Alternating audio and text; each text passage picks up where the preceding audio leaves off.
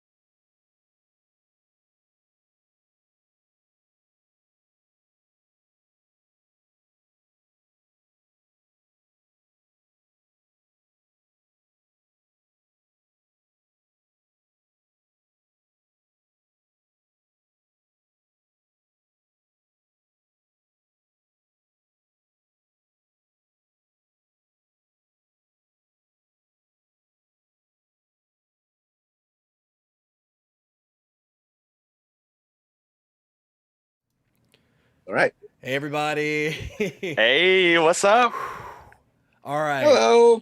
It's not a show if we don't have technical difficulties to start off. I That's know right. those of you that are here are probably going, well, Mark, Jonathan, you said you're going to be on your new channel. Well, yeah. Yeah.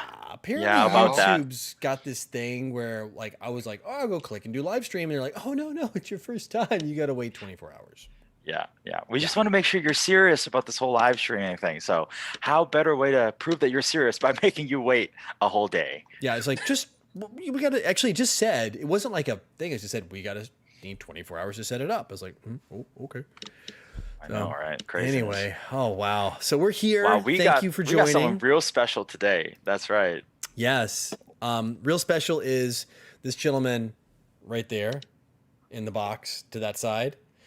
That is Mr. Masaki. Koshida-san. I don't even know what like how should we address you? Like I think isn't he like the regional he's the tourism Kenzai head of, Regional Tourism Director. I bureau don't want to head, say it's because Yeah, like people may yeah, watch this. director. They might not get the joke, watch the show later, I and think get I in trouble. work for this company. Yes, so he works for I Lilacs. think. He is a good friend of ours. He lives and resides in Osaka, Japan. In his history, he's lived in the States and he's also lived in Tokyo. So he's going to be our guest of honor, our very first guest. So this is pretty big. Yes. And he will help us navigate everything is Japan when it comes to food, things like that. If you want to watch the topics are right here next to me and you'll see them. We're going to be kind of covering things like your first time in Japan, places you gotta go, which you'll probably see on the tourism guides. Mm-hmm. Some interesting food you may not see on the tourism guides, and places you for sure won't see on the tourism guides with the underrated spots. And of course, we'll have chat, and we're gonna open up to the stuff. I know, like, because we're kind of early on, we're still over on the Airsoftology channel. I'm sure we'll have some airsoft questions too, since we've got Mr. Lilacs here. Absolutely. So, before we kick it off, gentlemen, what are we drinking tonight? Not a hopped up podcast if we're not drinking something. Right. How we start with our guest of honor, Yes. Masaki-san. What are Please. you drinking tonight? I'm having the Asahi, the lemon craft. Some like vodka, lemon, something, some drink. The yellow lemon and the green one. So you got a lemon Very and a nice. lime, and they're like a craft chew. No, lemon and double lemon. It's the green lemon. Okay, So- green. lemon. Oh, Which And is you Nice. guys? Mark? I am drinking this from Asahi as well. A Strong Zero knockoff that doesn't taste like Strong Zero. And- You see, it's a Strong Zero knockoff for a reason because, Jono, you're going to lead us in strong. with the actual strong zero here. Although my can's a little dented, if you can tell. No, it came this way. It was like the last one in the case. I'm actually doing the legit strong zero, which is kind of the three of us here have kind of a ritual with a thing called Oh, strong yes. zero. It's a chuhai, correct? Masaki, help me out here. Yeah, it's a chuhai. You know, it's usually a shochu, either shochu or the vodka with some sort of fruits and the soda. That's a recipe. And lately, that 9% thing. Well, sometimes you get to have like 9.99% alcohol. 9.99. Yeah. Is that like 999 or 49 or something? Yeah, I think 49s is Why a don't you new just one. make it a 10? Just make it a 10. The reason behind it is that due to like the tax category, because anything alcohol is highly taxed here. So I think something below 10% has to be. So anyway, So yeah, So- yeah, nice. I That's the bring start. few cans And, to the event. this is phase 2. Technically not. I guess it's Japan also, but Okinawa more than. Yeah, Okinawa. Yes, more Orion. Okinawa more than Japan, right? The Orion Yeah. beer. So we were discussing this in our previous Nice. show. This is the but this was their IPA. I don't know if you can see. I don't know if it's probably Oh, yeah, backwards. interesting. Is it backwards on yours? I got the mirror image. You can see the IPA letters. Of course, you got to read in mirror. Yeah. I don't know why it's mirrored, but anyway, yeah. So it's IPA, and I've never tried their IPA to 6%. So I'll give you like halfway Looks through the show. interesting. I'll work into that, and we'll see how it goes. It's interesting. I have a grapefruit one of these somewhere, and then I'll get to that later. It's But only yeah, 4%. the Chuhai thing is pretty interesting because the first time I really had it, aside from the cans, Masaki, was with you in some of the restaurants, and they do something different to make the Chuhai in some of these places. Like, Yeah, you so can kind of explain it. like have it slow some mix onto your glass or whatever, throw some ice in it, and then you just pour the carbonated soda into the glasses, so, and then the formula, the mixtures, like wide variety. I mean, you gotta have lemon and lime, those grapefruit, those are the usual stuff. Ume flavor, that's there it is. That's I'm on trying to get convenience my store pictures shelf. in the right spot here. I'm playing with the layout. This is my first time doing this. There we go. That is a glorious sight. Yeah. So there you go. That is glorious. I'm not gonna lie. Yeah. So this will just give you an idea. So like this is like the convenience store. This is like Is this Lawson's? I think it's Lawson's. Or more like, trying to see. They've got cola here. We've got something here I can't read in Japanese. This is the Sapporo Lemon, the Rich brand. This is like this is the grapefruit blue one up top is really good. These are good because they're different levels. I think they start at like 3% and they go to 9%. Oh yeah. These are no joke. And this is the Magnum, like the 12 down here in the corner hiding. It's a Jinji Limon. Oh yeah. Yeah. My favorite's this one, the strong cola. If you watch the cursor on the screen, this one right here, the strong cola is so good. Oh, I wish we had that here in Taiwan. Strong cola it stays strong, but you don't feel the alcohol necessarily when you start drinking it. And then after a few cans, I was like, oh yeah, well that had alcohol.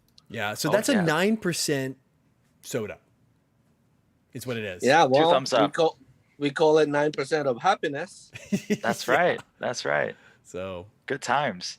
Yeah, you never know until it hits you, and the next thing you know, you're chasing rats down Shinjuku. So things happen. Oh yeah, true story. Things happen. There's a true story about chasing. Of course, it's not us. It's a good friend of ours that did that. Yeah, I think this may have been the same day. Oh yeah, possibly. After we went the nice restaurant, we had a nice sake, nice whiskey, everything. Then, I was out like doing some other stuff and came back, and you guys all off to convenience store. This guy. Oh yeah, Scott. Yeah, this gentleman legend. Right here, you see, is the legend. He's Lane Warrior Airsoft in Edinburgh, Scotland. He was there. Of course, myself when I was a little bit heavier, and Mark looking all sexy over here. This was like in the department store. Don't let the hair fool you. Yeah, we'll talk about the department store. That's when we all went to that Isetan department store in Shinjuku. Yeah, yes. I think that was right before liquor section dinner. had the little sake tasting. Yeah, it was. Yeah, I remember you were all frantic. I remember, Masaki, you came back looking for us. Like, oh, I thought I lost you guys, and we were literally standing there. You looked at me. Oh, I thought I lost you guys, and then you're like, oh, of course you guys found the liquor counter. Yeah, you get to try many. That's where you always find us. You're like, hey. Exactly. We're there. We camped out. I'm trying to get caught up on chat here. Keep an idea. So many zeros from Zero In. Hey, Zero In, you picked the right show to be on, man. Strong zero. Scotty got a Scott. That's right, Stubaka. You know what it is. Stubaka's here. I saw Eric E-House is in the house. We got Ho Ching Young's back. Type it in Japanese. Masaki, you're gonna have to figure that one out. Oh yeah. If I can spot it, it's he may have to repost it. Yeah. We got FOV Airsoft. We got Pinksis Productions. Julian's here. We got a lot of people. All I see now is Market Sexy. So that's all I saw too. Is Market Sexy. Yeah. So the show this week, we're going to be talking about a lot of things. I know we derailed a little bit on the strong zeros and the drinks and stuff. I did bring another drink. So for those of you who will stay toward the end-ish, once we get to questions from chat, this one is not Japanese. This one's Taiwanese. That's first off, I love this. I love the pinup picture. Like, it's like, this is going to make your life great, right? It's like the 1950s pinup. This is asparagus juice, ladies and gentlemen. I mean, it's there in English. Wow. If you can read it at the bottom. I mean, there's no joke. Yeah, we literally just talked about this last week. So, And yeah, here it is. Here, white asparagus juice. I will be drinking this later on in the show. I've seen this in the stores. I've been disgusted by it. I've Oh, never time out. once tried it. So this will Stu be. said it was asparagus milk. Please do not tell me that it's Oh, asparagus jeez, asparagus milk. milk? That, yeah, I mean, like, Jonah, why don't you drink it now? And in the middle of the program, you go to pee, and then you tell me Smell. that- Yeah, Yeah. I know. I'll do it at the end. So if I have to purge, I will purge. Okay. Where's Okay. the pizza? I know. I can't get the freaking that. So E-House, we're going to cover. We will be talking a little bit about the Japanese whiskey distilleries. So hold tight on that one. Like Absolutely. Hibiki, things like that. Our experiences with that and the Centauri chain. So I know both of you guys are like not supporting Centauri, but here we go. Hey, I tried. So, yes, juice, milk, tomato. Hey, some people think clamato is bad. I like clamato. I like clamato. Yeah. Clamato with like a Coors Light, dude. Yeah, it sounds Some terrible. people want to puke. Some people like it. I'm okay with it. It's like a chilada, I'm okay right? with it too. So, all right. So I guess we'll dive on in the show, get things going since we've kind of that. And by the way, so now everybody knows Masaki. He is Yeah. our What a dealer legend. of all things. If you ever hear That's Mark right. and I talk about unagi butter and things like that, which we will be showing later on, This is the when it gets man. to This is the man. the raw section He is of he this. is responsible. He Section, is the yeah. responsible one. And by the way, there's way more than just sushi that's raw. And I'm like, not just fish. You need to stick around. We do have photos of what we've had there. And there'll be some That's things right. that will, if you're not used to interesting cuisine, that's definitely one you want to stay around for too. So Yeah, that's right. before you do that, I know we're here on Airsoftology. We are going to move over to the next one. I promise. I had it all set up 30 minutes before. I was frantically resetting things up over here. We will be over on our new channel, Mark and Mai's channel, over on the HoppedUp podcast. So I will, if you guys are following us on socials, whatever, and right below this live stream is a link to go sub over there. I've been seeing a lot of people subbing. So, all right. Yeah, really appreciate it, guys. Just go over there after the show is done and click the follow, click a sub, so we can unlock more features over on that channel. We can just start streaming dedicated over there. Yeah.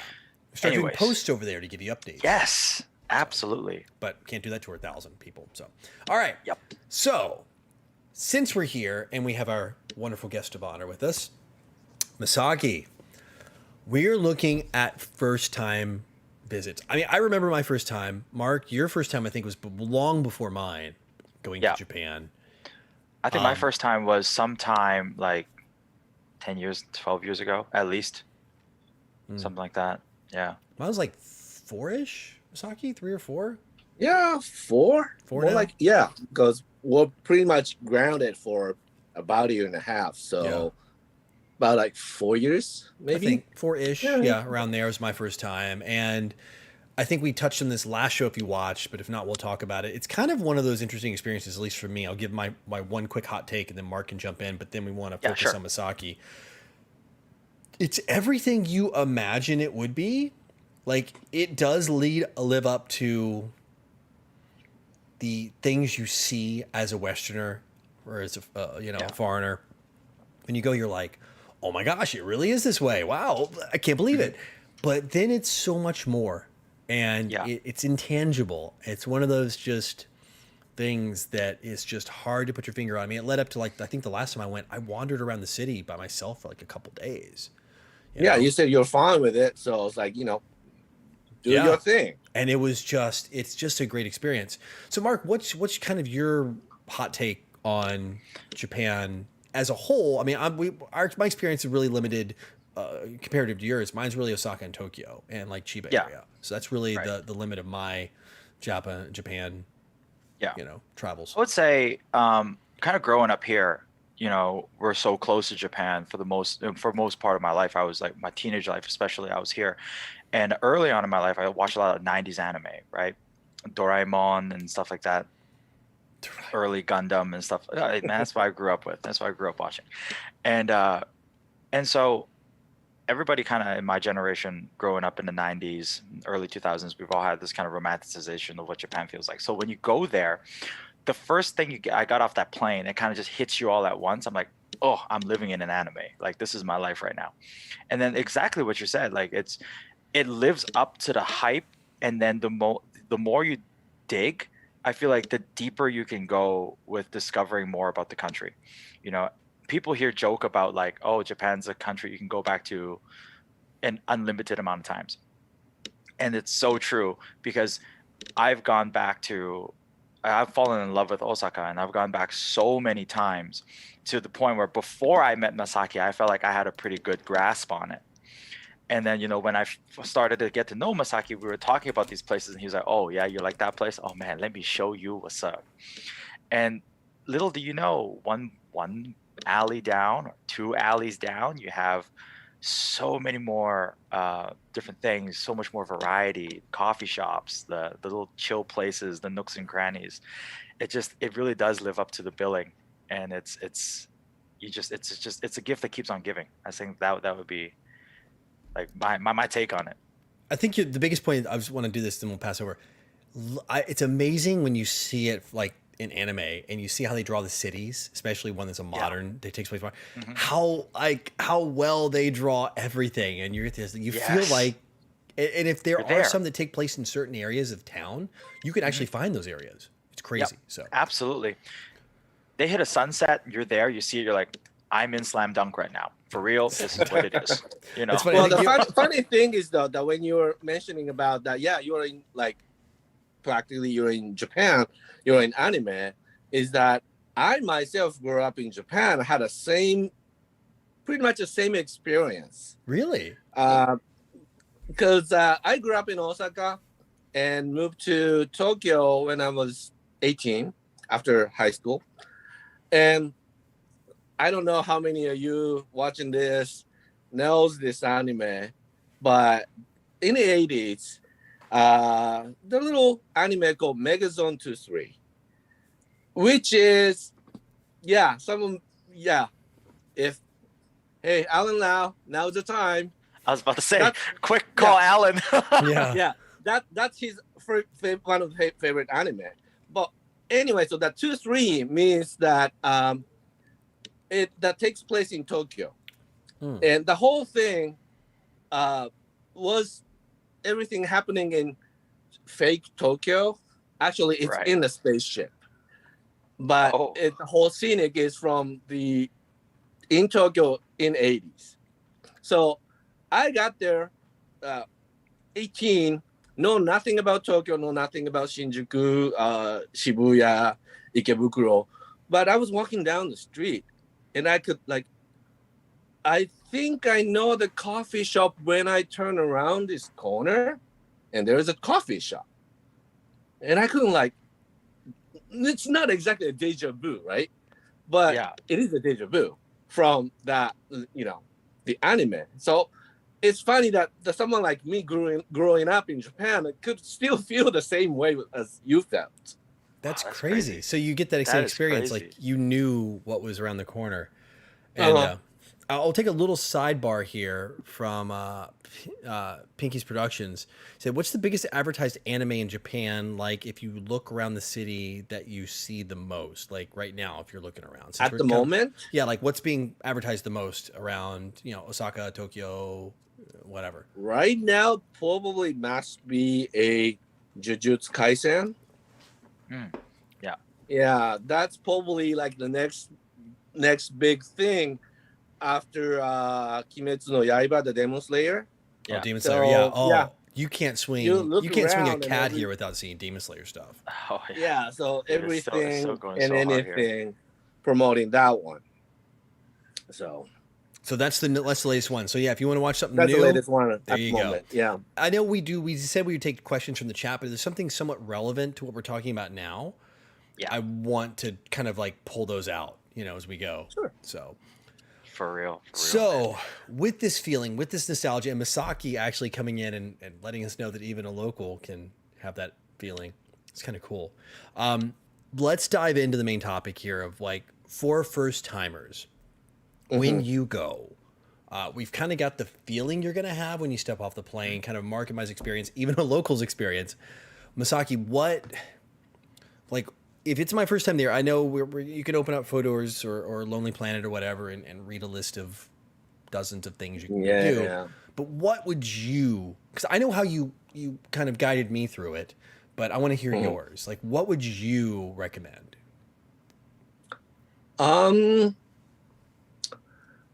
mean, it's all up to what you are expecting, out of, your first. We're food and drink, right? So let's focus on that for first. Let's say like, you can go to Nara, you can go to Kyoto, you can go to Nara, see the deers and the temple. You can go to Kyoto, see the temple, the walk and or the gates, and you can go do, you can go to different places. But let's kind of dive in, since we're kind of a food and drink here. Let's talk about food and drink then. Yeah, well, food and drink. Well, actually, this is something I do in other country. Is that probably the best place to check out what the local eat and pick up is. Well, funny enough that you already show a picture that like going to the convenience store and see some like what's the drinks on the behind the counter, behind the inside the fridge, what type of snack, something familiar with you, something not. I totally forgot to send a photo to Jono, but one of Mark's favorite is the famichiki, fried chicken, right? Fried chicken is so. Oh my god, it's so good. Well, the Family Mart ones or what? Yeah, the Family Mart ones. Yeah, the one in the bag you get microwaved. No, the fresh ones that the they fresh have ones on display. From the fryers. Oh, my okay. God, it's so good. I will go and buy like a microwave, bento, and then I have to get an extra piece. Wait. So gotta do you it. can get fried chicken at the convenience. How did I miss this when I was there? Like Yes, Lawson you and can Family get fried Mart. chicken at the convenience store. It's so good. Right next to the cashier. Okay. Oh. Yeah. No, I know what you're talking about. Okay, so there's a case. I'll try to find a photo and throw it in the thing. So I know what you're talking about. There's a case next to it, and it'll have like the croquettes and fried chicken inside of it. Yeah. Yes, One of that's those the one. about. That's the one. Yes. That's the one. So Masaki-san, like I think that's a good one. Like we want to make sure you check out the convenience store. So like if you're a big foodie, right? So if you're a big foodie, you want to go travel and kind of taste the country. And you've really never been, but you see all these extravagant photos. Like you have these cool yakitori places, you have cool sushi places, the markets, and so on. As a first timer, where would you say, hey, you got to go check out this place first? Yeah, you said market, but if you're going to go to the market, you should go to the best one. It's in Tsukiji. Used to be in Tsukiji Market. The fish market was really famous one. Actually, that place turned down 3 years ago, 2018. Yeah. And now it's moving to it's moving to Toyosu, the Toyosu fish market. Yeah, you go there early in the morning and you can kind of see how all the professionals doing the bidding of the fish. So what I'm kind of getting the vibe of is like, okay, if it's your first time going to Japan, maybe the first place you touch down maybe should be Tokyo. You get the most out of it. Like if you're like more into like histories and scenic and all that, maybe coming to Osaka, because from Osaka you get to go to Kyoto or Nara, those historical place within an hour. So it's pretty nice to lodging in Osaka, wide variety of hotels, not as expensive as staying in Kyoto. It's only about an hour to get there by train. So you do that, probably, you can get, Yep. It took me a moment. Had to find one. That's it. This is That's Lawson. it. Yeah, this is at Lawson convenience store. So that is 7-Eleven. Oh, 7-Eleven? Okay.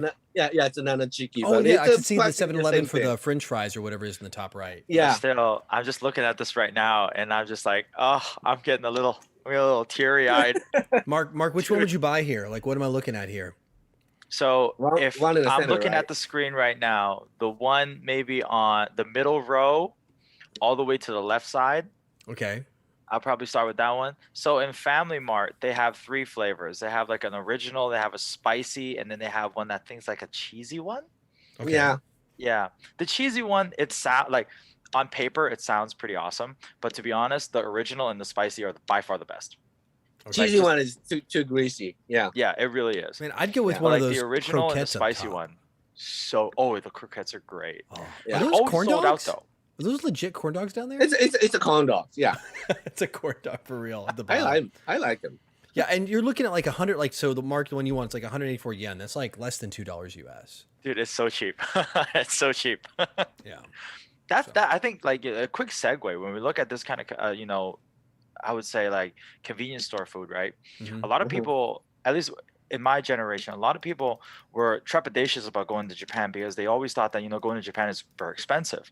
But to be honest, eating there is remarkably affordable, even if you want to go eat pretty decent food. Like at least when I go, I feel like it's not that bad. I mean, that gets it. I mean, 30 years of not economical progress. Yikes! Yeah. touching Deflation this one. economy. Back to sunshine and Japanese people- rainbows. Yeah. And Back to Japanese my people still asparagus wonder juice that why I'll be talking Back about to later sunshine on. and rainbows. Wow. Japanese people this- wonder still that why all the foreign tourists keep coming in, and like, oh, they must love our culture, they must love our food, they must love our history. It's true. No, it's pretty cheap place to be. So It's really and odd. to that point, I will have to say this. My perception was it wasn't affordable, particularly to travel to Japan. When I first went, I was like, oh, it's Japan. I had this perception of Tokyo and Osaka being two major world-class cities, especially Tokyo. It's like, one of the biggest. This is going to be incredibly expensive. This is going to be like Vancouver, San Francisco, Paris prices, right? gonna damage your wallet, right? Yeah, it's going to break your wallet. And I get there and I'm like, it's not terrible. Now, it's not budget. It's not like, you can go to like Phuket, Thailand and get pad thai for less than $1, on the beach. Mhm. But you can really, if you're in a Western, like, again, it's all perspective. If you're living in a Western country, traveling to Japan is not going to be a huge impact. I mean, we were able to get some business hotels for like $50-$60 a night, in city center, if you want to do budget travel. Now, if you want to go nice, of course, the sky's the limit. They've got everything intercontinental all the way to, like I said, the business class, and you can do capsule stuff.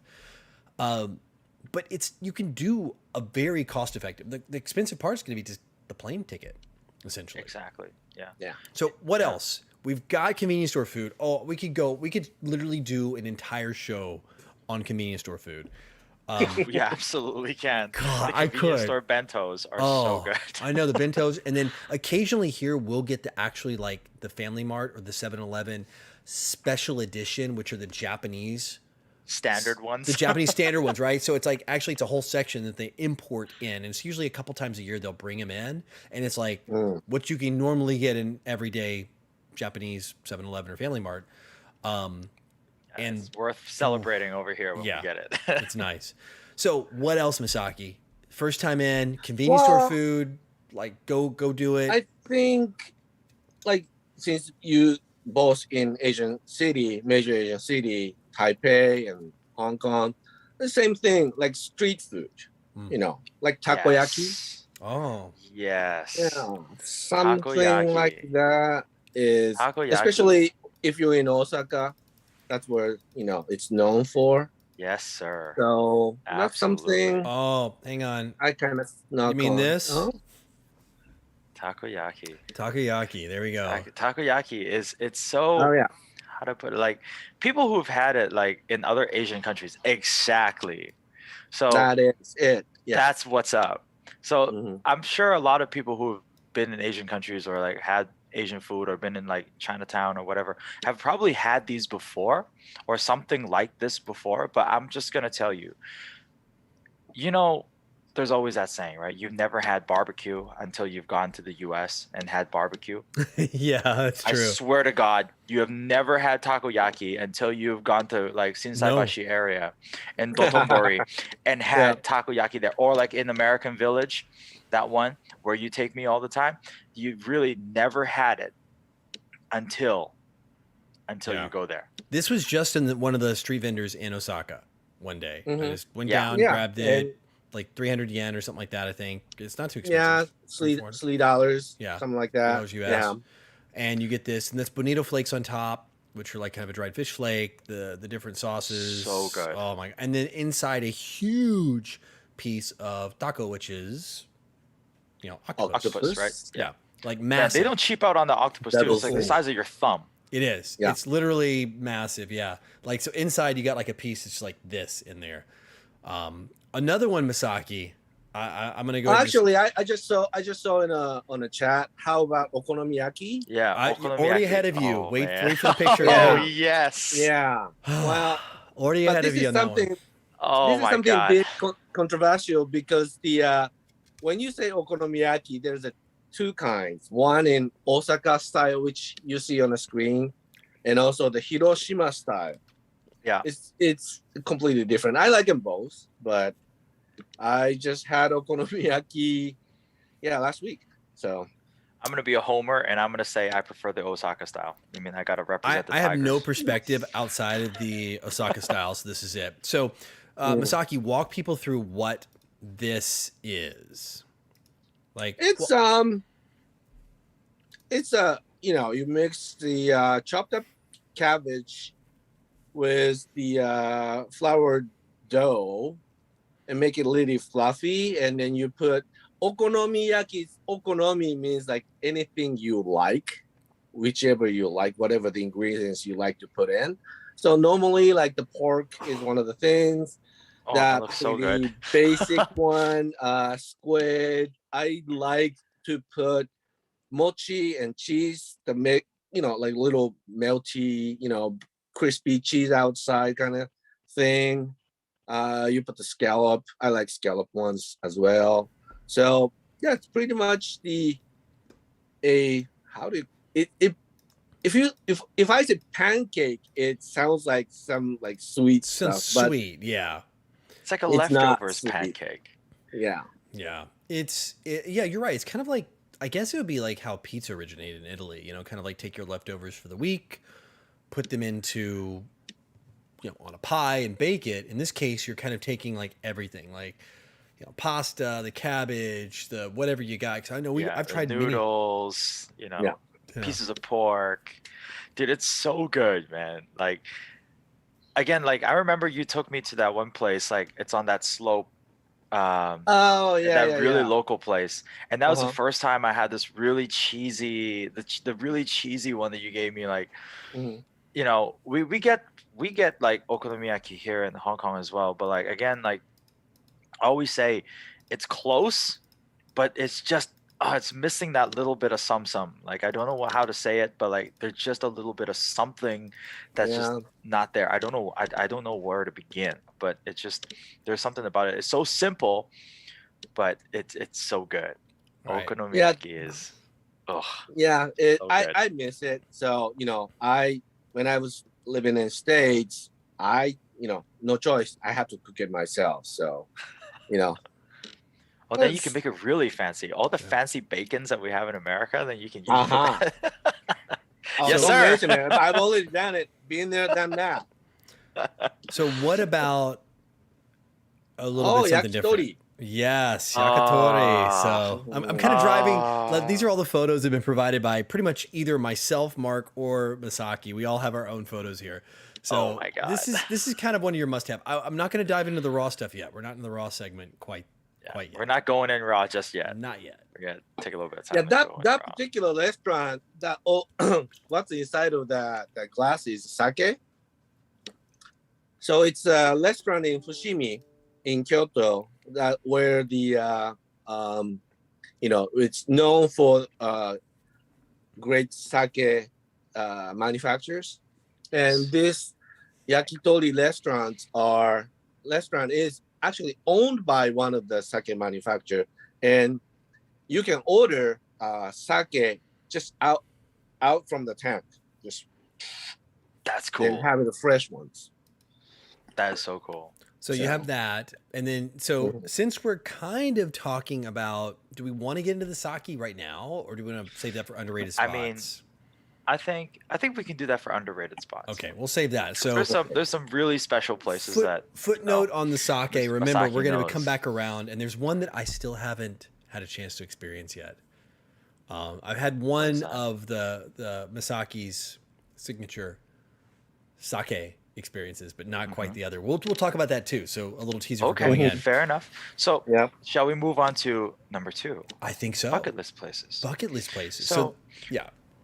a little bit. I think it was Saturday when we were doing some pre-show prep. You know, we were talking about our topics, and Masaki, you brought up a fantastic point. You were saying that even in Japan, there's these 3 places that you gotta go, right? These 3 very special places that you have to see. Now, you know, from a Westerner's point of view, my thought was like, oh, you gotta see Mount Fuji. You know, you gotta go. You know, maybe Hirafu up in Niseko and Tokyo in Tower. Hokkaido. Exactly. You know, but when you were telling us these places, oh, do it, man. Oh, Okinawa, you gotta see Okinawa. Okinawa IPA. Yes, sir. No, I mean, so when you were telling this, please explain. Yeah, the 3 three destination that the places. Japanese people always talk about is Nihon Sanke, which is the scenic, best known scenic place in Japan. You may kind of type it up, Google it, and it immediately shows. One of my favorite is actually up in the Sendai, the Miyagi Beautiful. Prefecture. Yeah, it's called the Matsushima. So it's like all the small islands. So you standing on the bay, you see beautiful small islands. If you are little, if you're careful to Japanese history or like haiku culture, probably the best known, the Matsuo Basho, he even couldn't do any haiku, seeing that scenic. So all he could say was that saying that location for 3 times. Matsushima-ya, oh Matsushima-ya, Matsushima-ya. So he couldn't no word to describe. So he just said it out loud, like, wow, shit. But that's somewhere that all of us should go next. Absolutely. Go do some Absolutely. onsen. Yes. And this Miyagi also. Wait. Let me clarify. For those that don't know what onsen is, jump in and kind of give a quick explainer of what onsen is. Hot springs. So what do you Good mean? What's catch, Jono. Get more into the hot spring? What are you talking about? Like bubbling out of the ground, or there's more to the experience? Yeah, pretty much like you dig it down, or sometimes just spontaneously coming out the hot spring, and then a small island country as is Japan, we're also having so many active or non-active volcano, so we get to have so many hot water spring, and we go there and get into Matsushima right there. Yep, there you go. Yeah, that is beautiful. Yeah. That is absolutely beautiful. That is It looks absolutely very tropical. beautiful. It looks like something you'd see in the Philippines or maybe Thailand area. No, or actually, the climate is not that hot up there because it's way still high up north from Tokyo. Okay. Doesn't it kind of remind you a little bit like Washington? Yeah, actually, it does.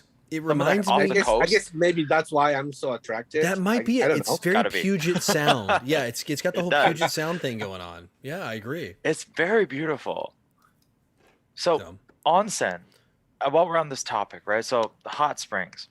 So I mean, it's it's hot water from the ground, but there's for the people who are listening. So they build these beautiful ryokan, kind of hotel, hostel kind of areas around there.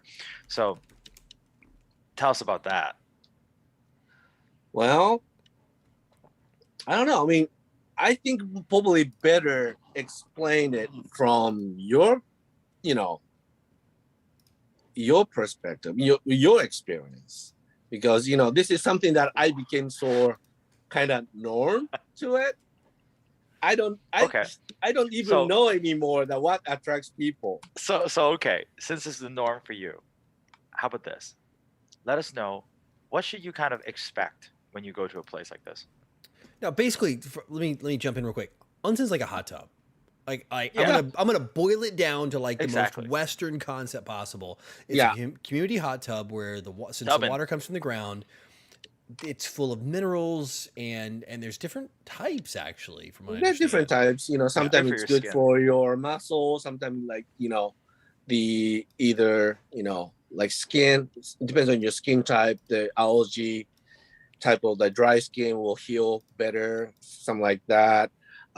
Your, you know, blood circulation will be enhanced by, you know, those minerals with the hot water. So, what do you expect? Good food. Oh yeah, 100%. good. There you go. Good That- job. That's Jono. awesome. Hey man, I got my Google Foo going tonight. I'm pulling Dude, the you photos got out. this. You got it You're on the going on, fire. bro. Yes. Yeah. Yeah. See, that's an experience I've really wanted to have, right? Like, so I've been to, I think, a grand total of 2 in my life. And fortunate enough, one, they were kind of chill with having tattoos, which we can get into a little bit. Yeah, The I think we second one, I should, had actually. I had a private one, like in the back of my hotel room. It Mhm. was in Chitose up in Sapporo. I mean, in Hokkaido. Okay. And that one I had my private one in the back of my room. It was super cool. But that kind of experience, like kind of right out in the nature by the river, you know, you're there. That's something I've always wanted to experience, but you know, I got this extra ink, so can't So- always go into all these So places. Masaki, explain to us the whole tattoo onsen thing, because I think Well, that's something because- for a traveler, somebody who's going here, they're going to need to know this. They're going to see this picture I'm going to throw back up on the screen here of this beautiful, like, natural hot spring mineral hot tub, essentially. So Yeah, soaking well- experience. But if you got ink, Yeah, well, because in a history, the tattoo ink, what we call irezumi, is that associate directly to either yakuza, the Japanese mafia, or the criminal. Like when you are, like, let's say when you got caught, then you get sentenced.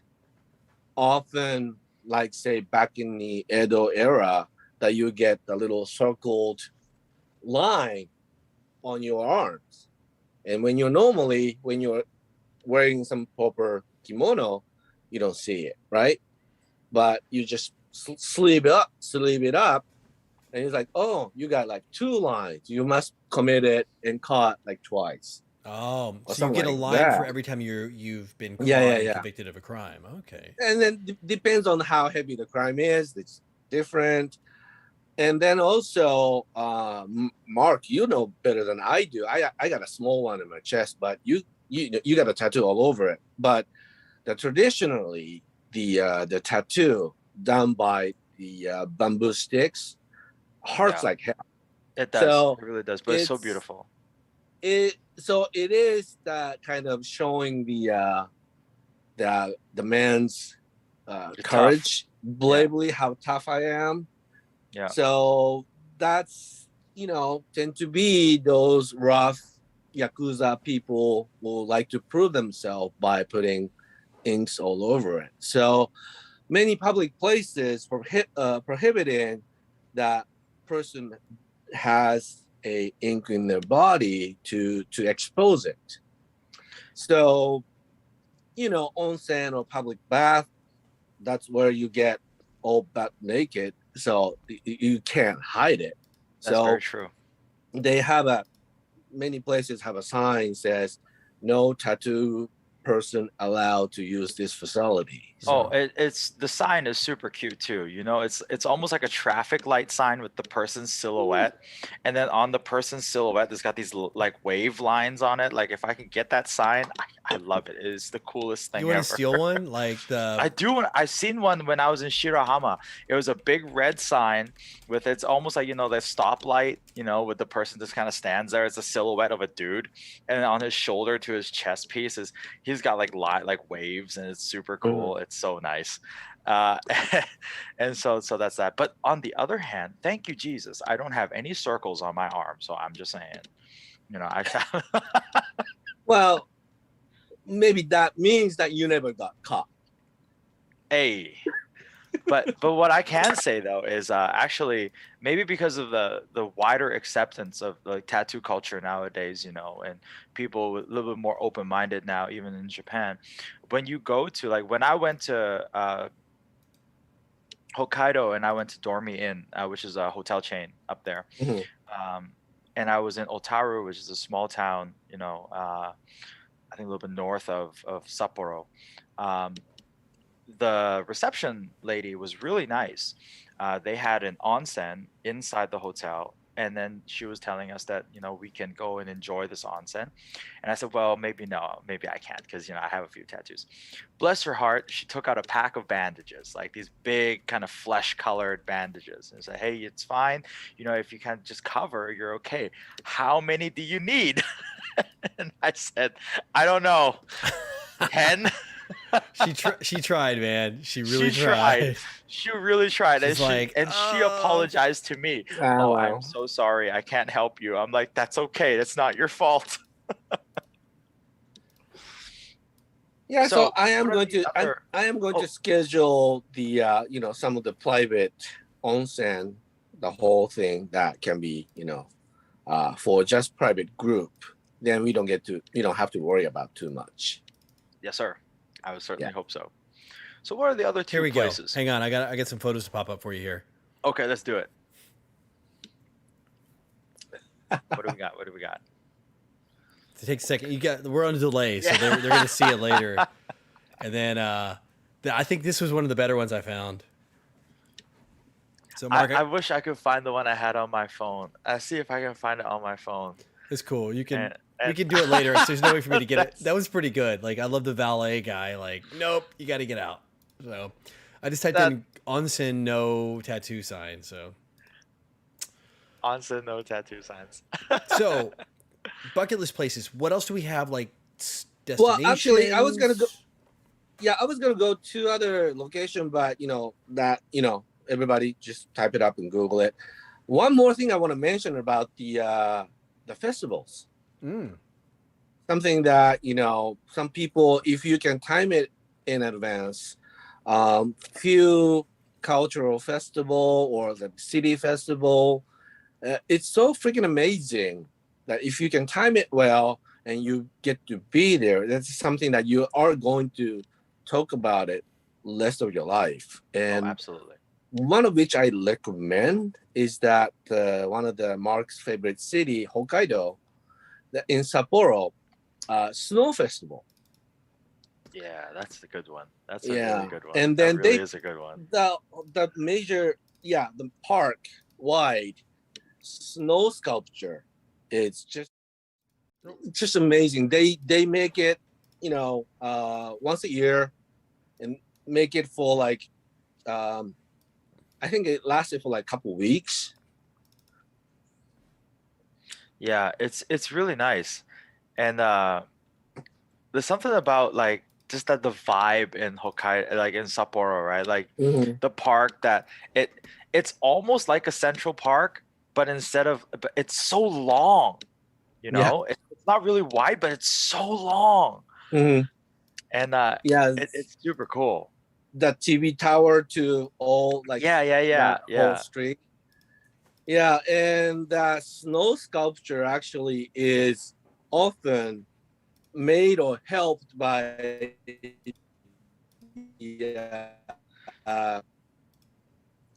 defense force. Those troops are going in and try to help build the snow sculpture.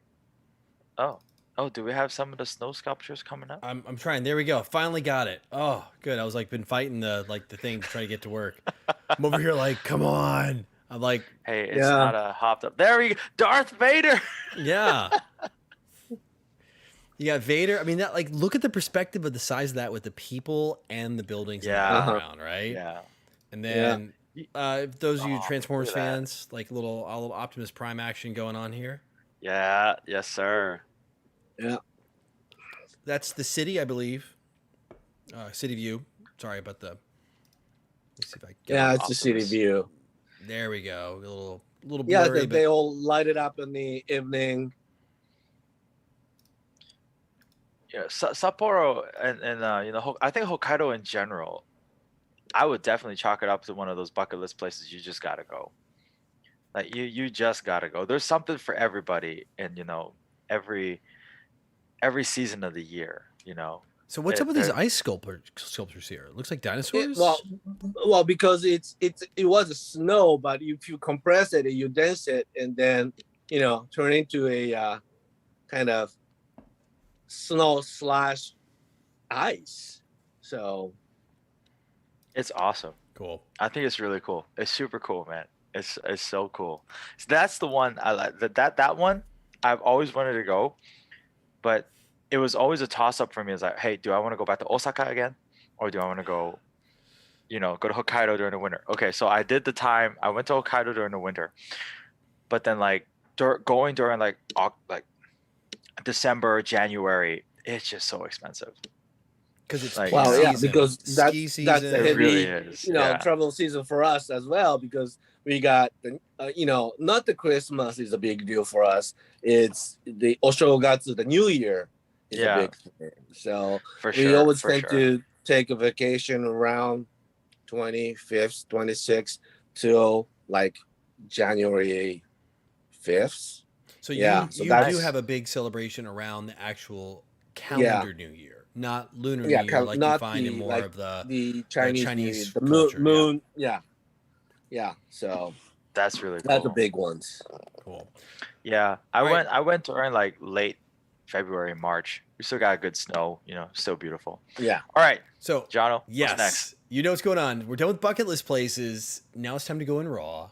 Yes. And Raw. this is where I'm Going in really raw. excited because we've got some cool stuff and some Oh man, some stuff you gotta hang on to your butts. yeah, like we got some stories to go with a lot of these. Like they're like Yeah. some of these have some good stories to it. And again, keep dropping your questions in chat. By the way, I just want to say this, like for those of you who are in chat right now, thank you so much. Keep dropping it. We're watching. I love that you're engaging and having a conversation. We will scroll back through and be grabbing some of these. So don't worry about Yeah, that. I tried to Like, cover that's- it later. Yeah. Yeah. like cultural differences like I see Ho Ching Young asking stuff. I see Stu jumping in here. I see Larson doing some stuff. So stay with it.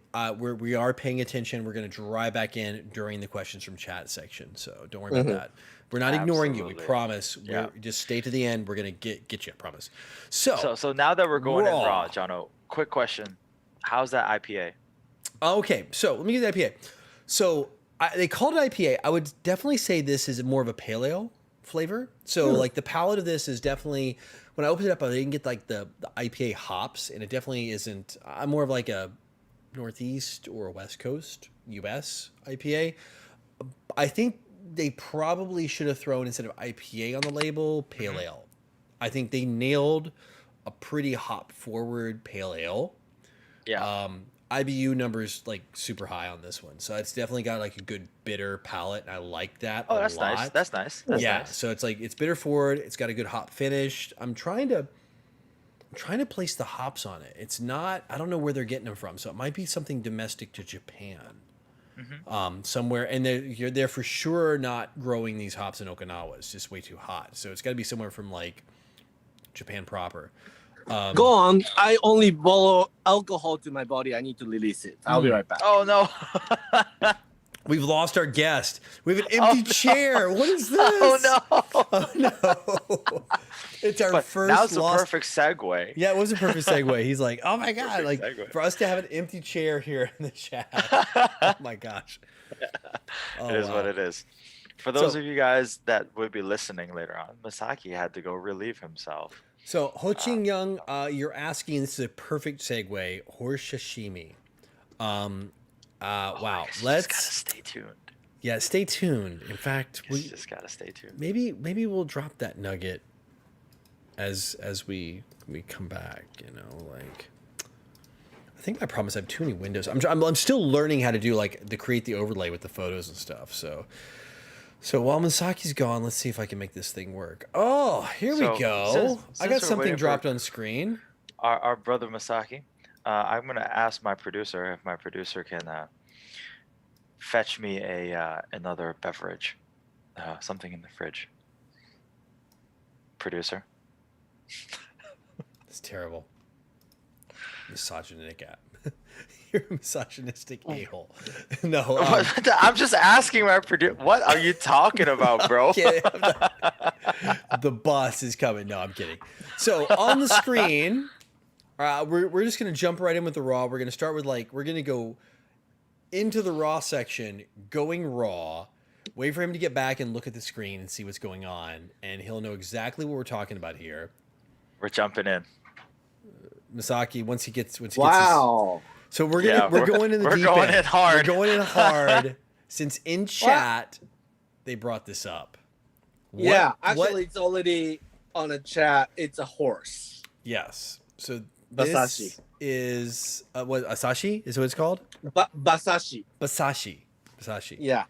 In Mandarin, it's ma, right? Mm-hmm. Third tone. Yeah. So this is actually 3 different cuts. This is I don't know what the 2 cuts are. I think maybe this is like tenderloin. This is maybe more like shoulder, and this is what, neck fat, Masaki? Yeah, the neck fat. So what do we have here? We have scallions, and what's this big pile? Is this garlic?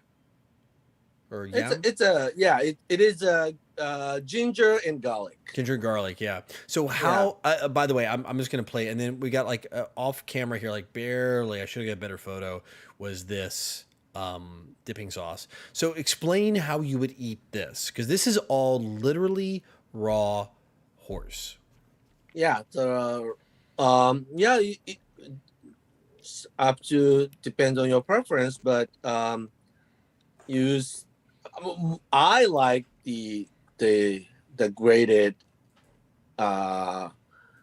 garlic on top of whichever the meat, and then just use the soy sauce dip in.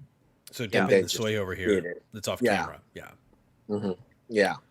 So, but yeah. So for those of you who never tried it, like, does it taste, Stu Bach? It's like, does it taste the same as zebra? I think they're close enough. It's probably the same. I think it tastes better than zebra. To be honest, by the way, this is my plate. I experienced this when I was there, and before all of you judge, this is actually something served in a proper restaurant, and I wanted to do the experience.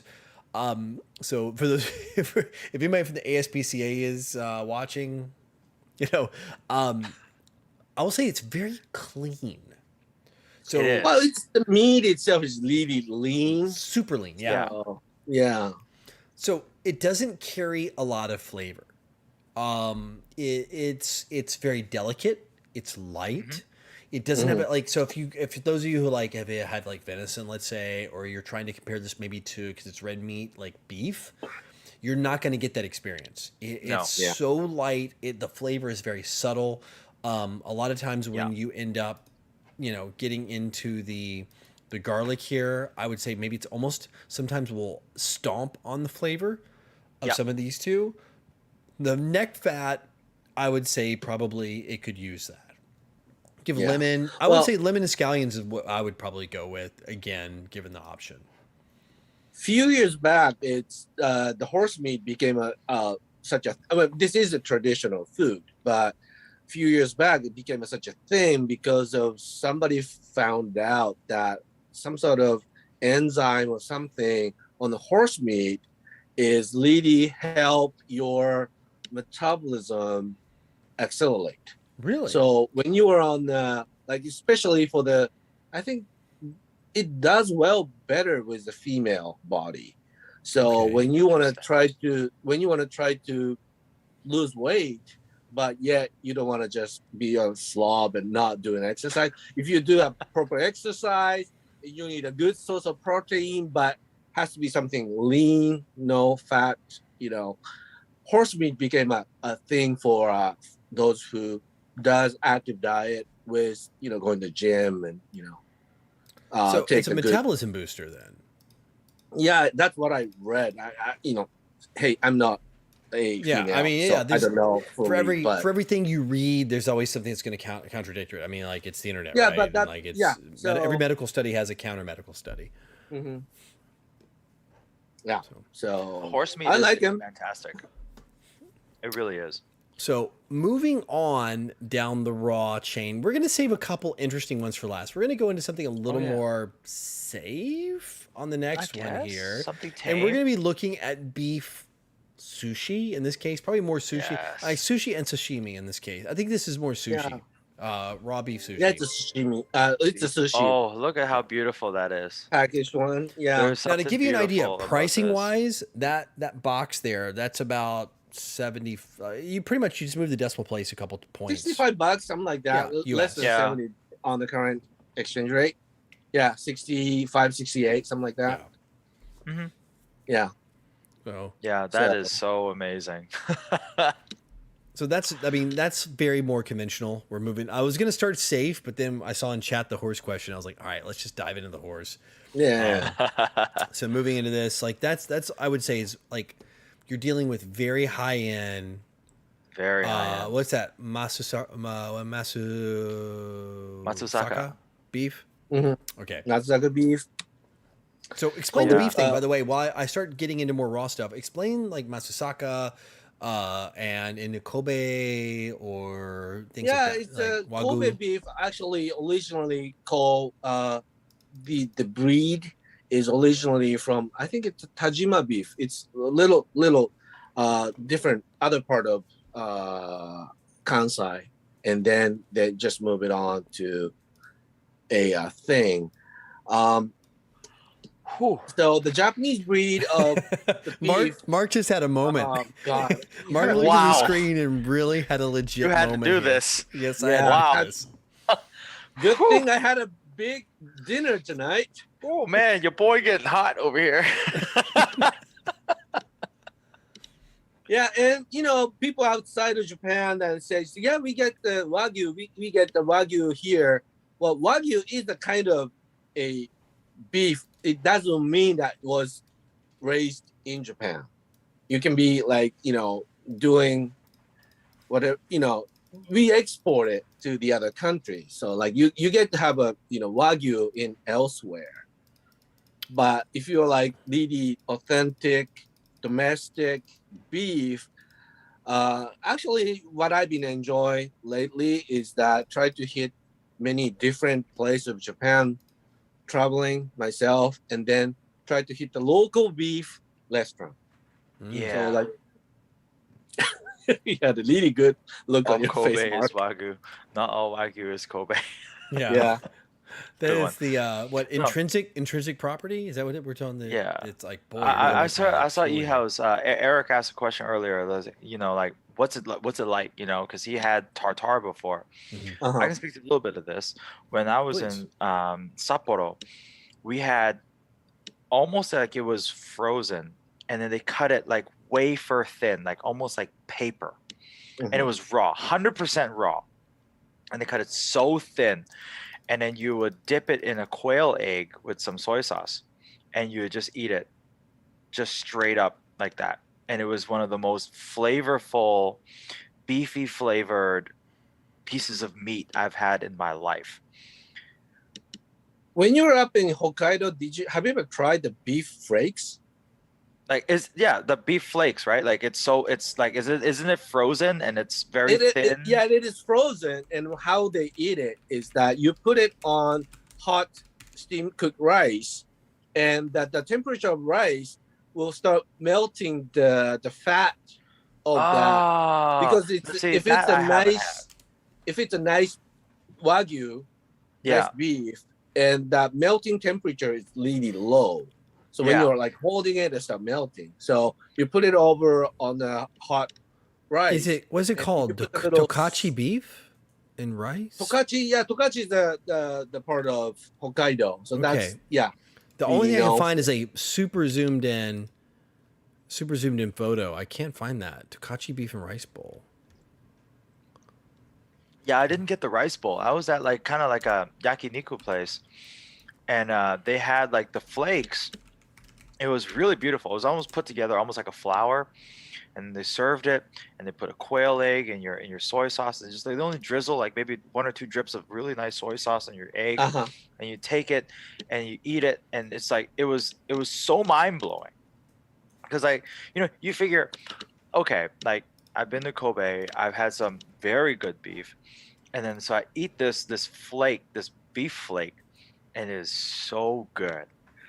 It would melt in your mouth, and you get just this trace of this fat and beefy flavor in your mouth with the quail egg and the soy sauce. It's one of those things I just don't know how to explain.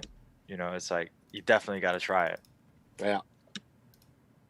Let's see. So shall we move it on to before we do it? I'm other... gonna throw a photo up. Is this what it looks like? I'm just throwing some stuff out there. Throw that photo up. Let's see it. This is it. Yeah. All right. Oh, that looks so good. So it's still raw. So it's like a tartare, right? Still damn half frozen. It's kind of like frozen beef, kind of grated, and then put it over a hot rice, and then put either put just a soy sauce or raw egg over it. Yeah, that's a big that thing too, by the way. And then start mixing up. Breakfast in then, Japan, you do the raw egg thing. Yes. Raw egg on rice. Yep. Yeah. So. It's All right, really so I good. think I got a couple more. I got one more to do for going in raw. Going in raw. Well, I got two if you want to really go deep. But well, let's save like the really extreme one for last. All right. We can touch on one, and then we can go But to which the one's really, extreme? like... Is it Chiroma or I don't even know how to pronounce it. I think it's that one. I Okay. think it's the one you just said. Yeah, for those who speak Mandarin, you might yell. Yeah. It's already given away. This one's pretty extreme. Let's see. I can't get it. It's kind of doing the load. I think the one before the one you said is yeah. Yes, I guess, but not entirely. All right, let me close all these windows out. Let me see if I can get this thing to pop up. All right. Sometimes when I get a little, I start opening up like too many windows. I end up really confusing the system here. By the way, we have like a whole folder full of like all kinds of crazy stuff. All right, here we go. I'll give it a couple seconds for it to pop up for your screen. Looks like we have taco. We got scallop. We've got, I don't know what the top one is, but the right one, that red meat. So the two on the top. Two on the top. What are those two up there? On the top. So on the left Yeah. is scallop. On the bottom middle is octopus. Yeah, and the two on the top, they are whale. Get ready. Yeah, sashimi. get ready. Like literally Whale whale. That's right. sashimi. Whale. So this is a photo that I sent over. So this was in Shirahama at the fish market over there. And I wanted to make it a point that I wanted to try a lot of the things that the local people would eat. And I'd never tried this before. So I was like, you know what? While I'm here, I'm going to give this a go. And I have to say, it tastes very good. Like I really enjoyed it. Texture wise, it was almost like beef. Flavor, it was like kind of like it tasted like the ocean, like a meaty ocean flavor. I quite liked it. It was pretty good. I don't think it's for everybody, but I think it was pretty good, especially the seared one. Excellent. Yeah, not anymore, but when I grew up and my elementary school had the whale for a school lunch. Wait, you would get whale for school lunch? Really? What? Yeah. Wow. Well, if you ask this to the Japanese people in my age or older will say, yeah, we did. And maybe after me is like, oh, no, we don't do that anymore. So Gotcha. Wow. Okay. because the whale meat was a major source of a quality protein especially after World War II. Yeah. We were defeated. We were in hunger. We need to have something that to feed many people. Yeah, and whale meat became. Oh, It's like interesting. my dad practically told me that he was like he grew up eating it. So That's interesting. And Wow. interesting enough, chat, I think they're like spying on my folder here. So at Tori Sasi is let's just go ahead and drop this one on here. That's last but not least. This is not, I think, from the experience that I had with you, Masaki, but a different experience. Man. This is Masaki. Take it away. Take it away. Yeah, it's a chicken breast tataki. Tataki. So tataki is like, lightly cooked. Usually you just, put it over a flame and just say, yeah, I cooked. It's seared. It's a seared raw not chicken even like breast. that. Yeah. Just swing it over the flame. So I'm going to kind of run with this one. I can clearly tell you my experience with this. We were in Chiba. Was it the night before or the night after the event? I think it's the night after. The night after. We were having beers. We were at this like great restaurant. I mean, like it was just kind of a chill. It sounds like, by the way, it's a night after, night before. It's like you and me had something on the night. It's like Fight Club, my friend. Like, you don't talk about Fight Club. We don't talk about that. You don't talk about Fight Club. Go on. I don't want to know y'all cheating contact, on me. It's all fine. So anyway, it was the night after the airsoft event we had in Chiba. I was there for the Crytek owners event, and it was myself, a handful of us, Mitch and Scott, and Scott's girlfriend was there, or fiance, I don't know, girlfriend at the time. A couple of people from Edinburgh. There's a pretty good sizable group, and we're on this really long table, like just kind of like I'm going to generalize it and you can get more specific. It's like a beer bar, essentially. Yeah, so you're like izakaya. Izakaya, yeah. Beer bar. Yeah. So it's izakaya place.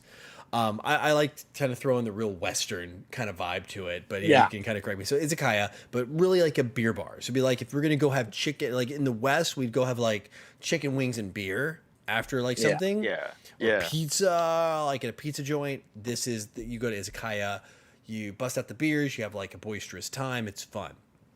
And this plate drops in front of us. And all the foreigners, all of us are over here on one side. We're kind of like together. And we're all looking at this like Whiskey Tango Foxtrot. We're all staring at this plate. We're staring down. And we're like it's so bad I just knocked my mic over. We're staring down, and we're like, is that what we think it is? And we're like, yes, it is. And it's like, that's raw chicken? Yes, it is. So we're like, what do we do? So I'm like, hey, Masaki, what? Are we supposed to cook this over like a flame? Because I think you were doing like we were doing something with like a hot pot or hot stone or some kind of hot stone cooking or something that was part of that evening. But I was like, he's like, no, you eat it raw. You just dip it in the soy sauce. You squirt a little lime on it, like, let me throw the picture back up.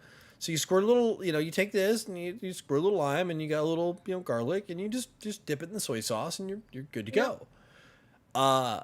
And we're all like, that does look really good though. And we're like, is this safe? So then we had like the foreigner sidebar, right?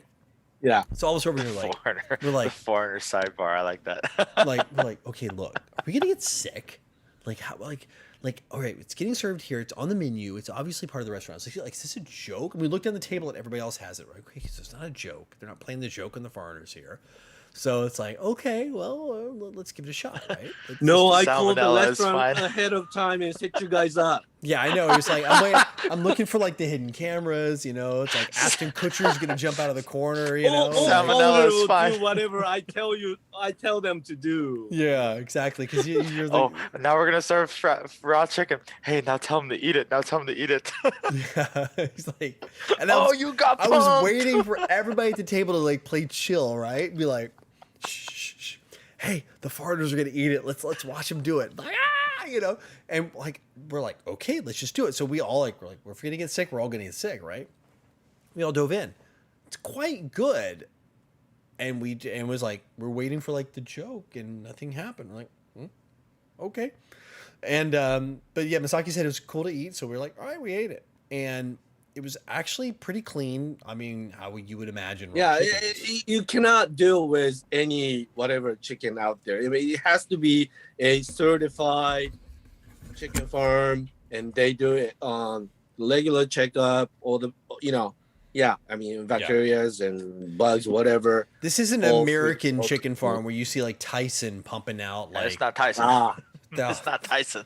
They're He's not where all the COVID workers are there. Yeah. Yikes. No, I mean it has to be a certified chicken farm with all the proper procedures, and even though they may look law that it has to kind of swim it through how warm of the water, temperature water, kind of the whole process has to require, but practically a still law. Yeah. So. Yeah. So with that said, that is really going in raw. Yeah, I like it with the salt and sesame oil. Oh, you're right. I think you did have sesame oil. I think there was like sesame oil to dip it in as well. That is pretty good. Mm-hmm. All right, so we're done with the raw. Let's hit a little more food. There's a couple places. I'm going to go ahead and just tease these. Unagi butter, sake tasting. Let's kind of rapid fire through these because we're an hour and a half into the show at this point.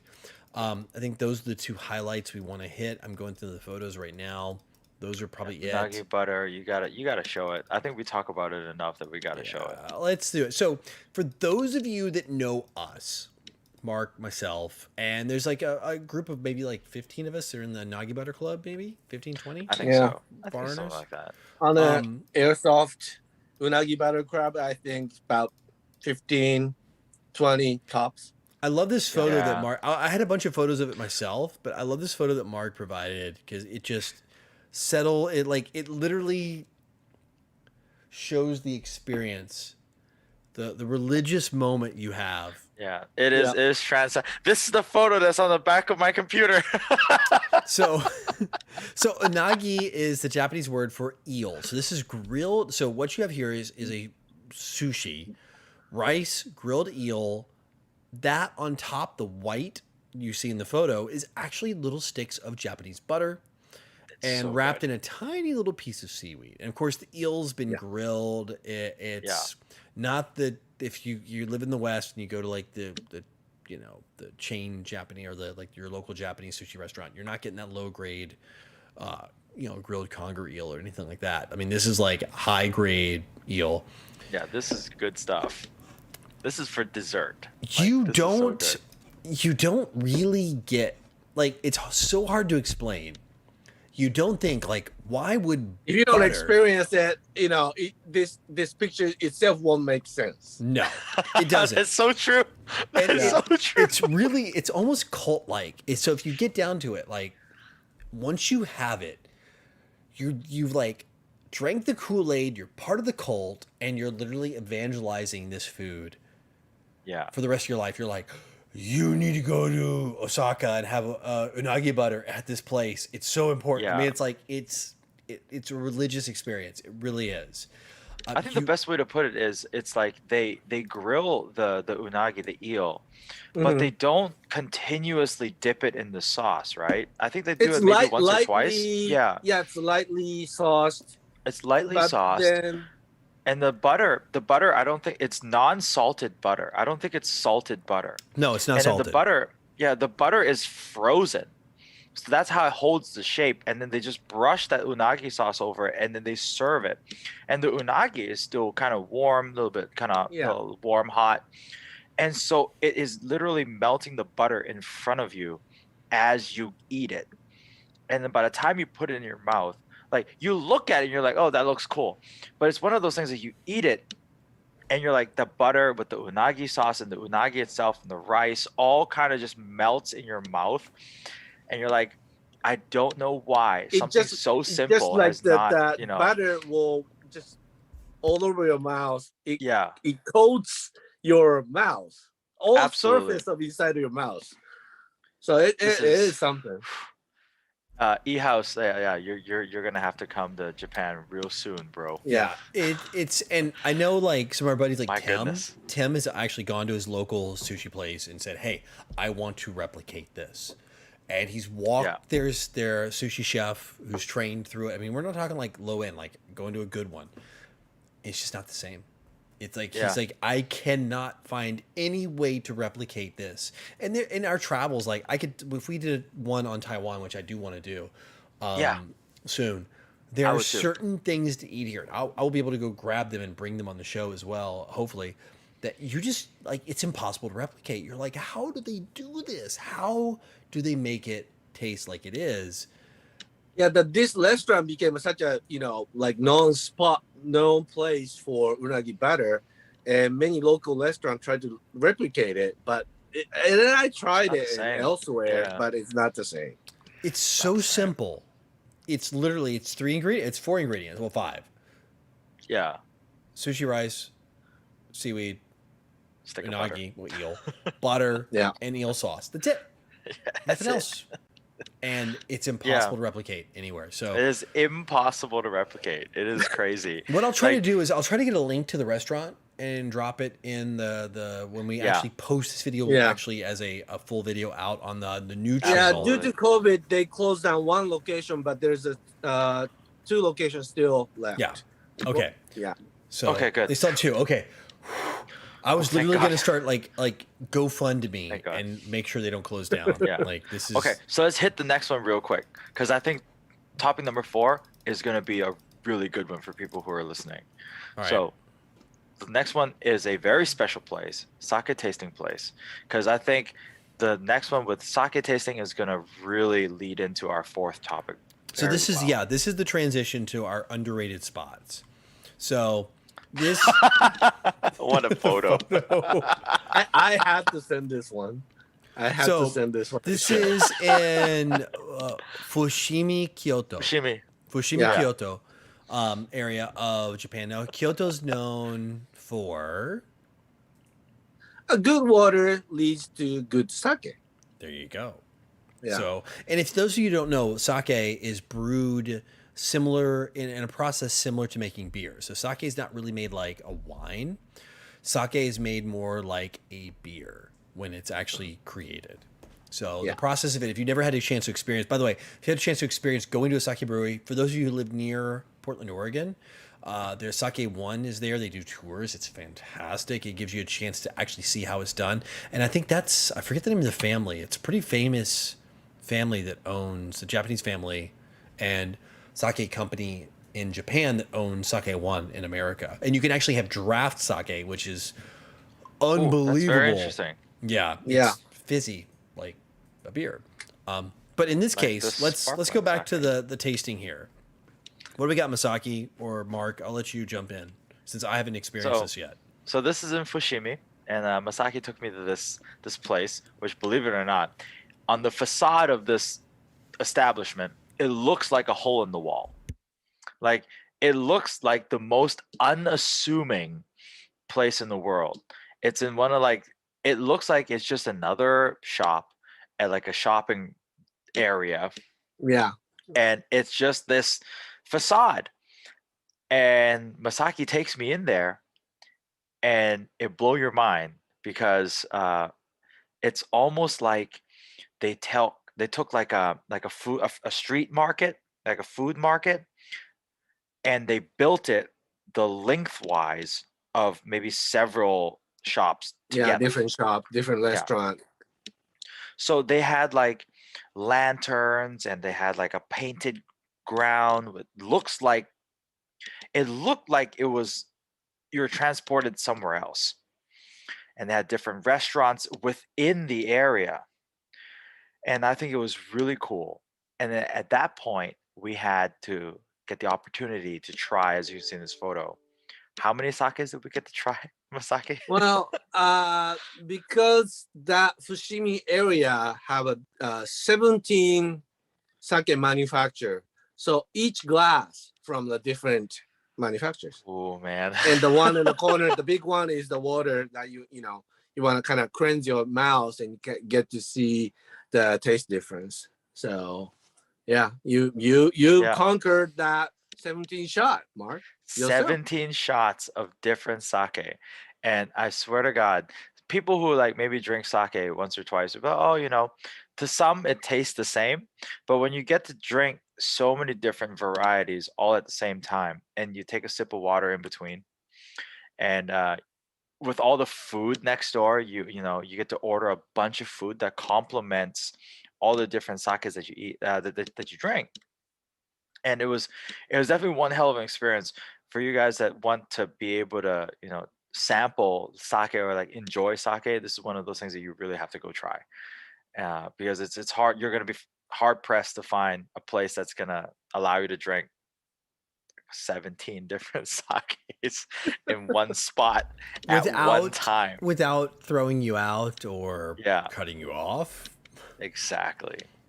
And one shot is just perfect, which then I think leads us perfectly into underrated spots. Yeah. So what else do we have that's underrated? Oh well, before we move on, Okay. Jono, I will send you a name and URL of that sake place. I found So maybe you some can. photos, but there's nothing really good internally. I was Yeah. doing So Google. yeah, so that you can, maybe I can leave it on the comment section or something. Okay. Yeah, do that, please. I'll add it to the comments. So for those of you who are watching, when we start talking about these things, we're going to do our best to put as many of these places, actually link them below, so you can add them maybe to your Google Maps, Apple Maps. So when you do travel, you've got them. Yeah. That's right. That's right. So Underrated next places. one, underrated places. Should we do like Takashimaya, Mark? Oh, let's do it. Yeah. So, So- but you have to set this up though. You have to tell the people Do I like have any photos on this one? what are we talking about? Like, right? I don't know. I don't know. So Takashimaya, right? So some of the underrated places is, if we're keeping with the theme of food and drink, while we're traveling, because you go sightseeing, you got to eat. And so Takashimaya is a department store, right? Department store. Yep. Oh, okay. So you would think, why do would have- you go to a department store? So you think in the States, at least from my experience in the States, or even like, most European countries, department store is going to be large box. You have like women's clothes, men's clothes, all these things. Yeah. So Couple floors, and that's it. couple stories and all men's clothes. Maybe Neiman ladies, Marcus will have like a coffee shop attached, something like that. Right. And so someone like me that I grew up in Japan, the way I look at how the department store should be, then going to the States and going to the Nordstrom or Saks Fifth or wherever, and I get so disappointed that don't have these Yes. food. Yes. Food. That is so true. You got So like if you're with your girlfriend, your wife, if they have, you yourself have a sweet teeth, that's the place you want to be. absolutely. Yeah. It's what's so incredible about these places, you have to understand, like, just imagine the size of your department store, but then like the whole, like, basement level, the whole Mhm. basement level is full of cooked food, like cakes and chocolate and all these, like, it's so incredible. Like New York Deli made it like 100% super clean and nice. Yes. Oh wow, that's a meal sim patch. That was an accidental move past the photos to the meal sim stuff. It's all good. But this is incredible, because like you have to understand, like, so there's certain places, right, that are very high end as well. So I remember the last time we were there in Tokyo, and somehow by some accident we got to see this beautiful department store, and then they were doing chocolate with white glove service. Like people were lining up outside like it was a Louis Vuitton. And then they'd go in there to this place that sold chocolate. And then it was like a jewelry store. They had the glass cabinets, all the servers was white glove. Oh, would you like to try, sir? Yes, awesome. Take the tongs, put it on a plate, let you try. And I was like, dude, this is just chocolate. This is crazy. This is like some kind of different level of stuff. And I would, yeah, department stores, like, look at that. Look at this cake. It's amazing. That's like $38, and at one point with the exchange rate, that was about 46 US dollars. The strawberry one here.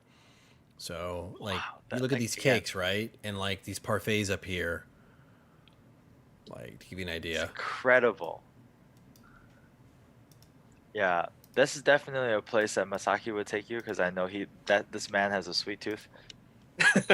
Yeah. so I do sweets, I do sake. Yeah, I'm like really hard on my body. This man, he's definitely got the sweet tooth. Abusive.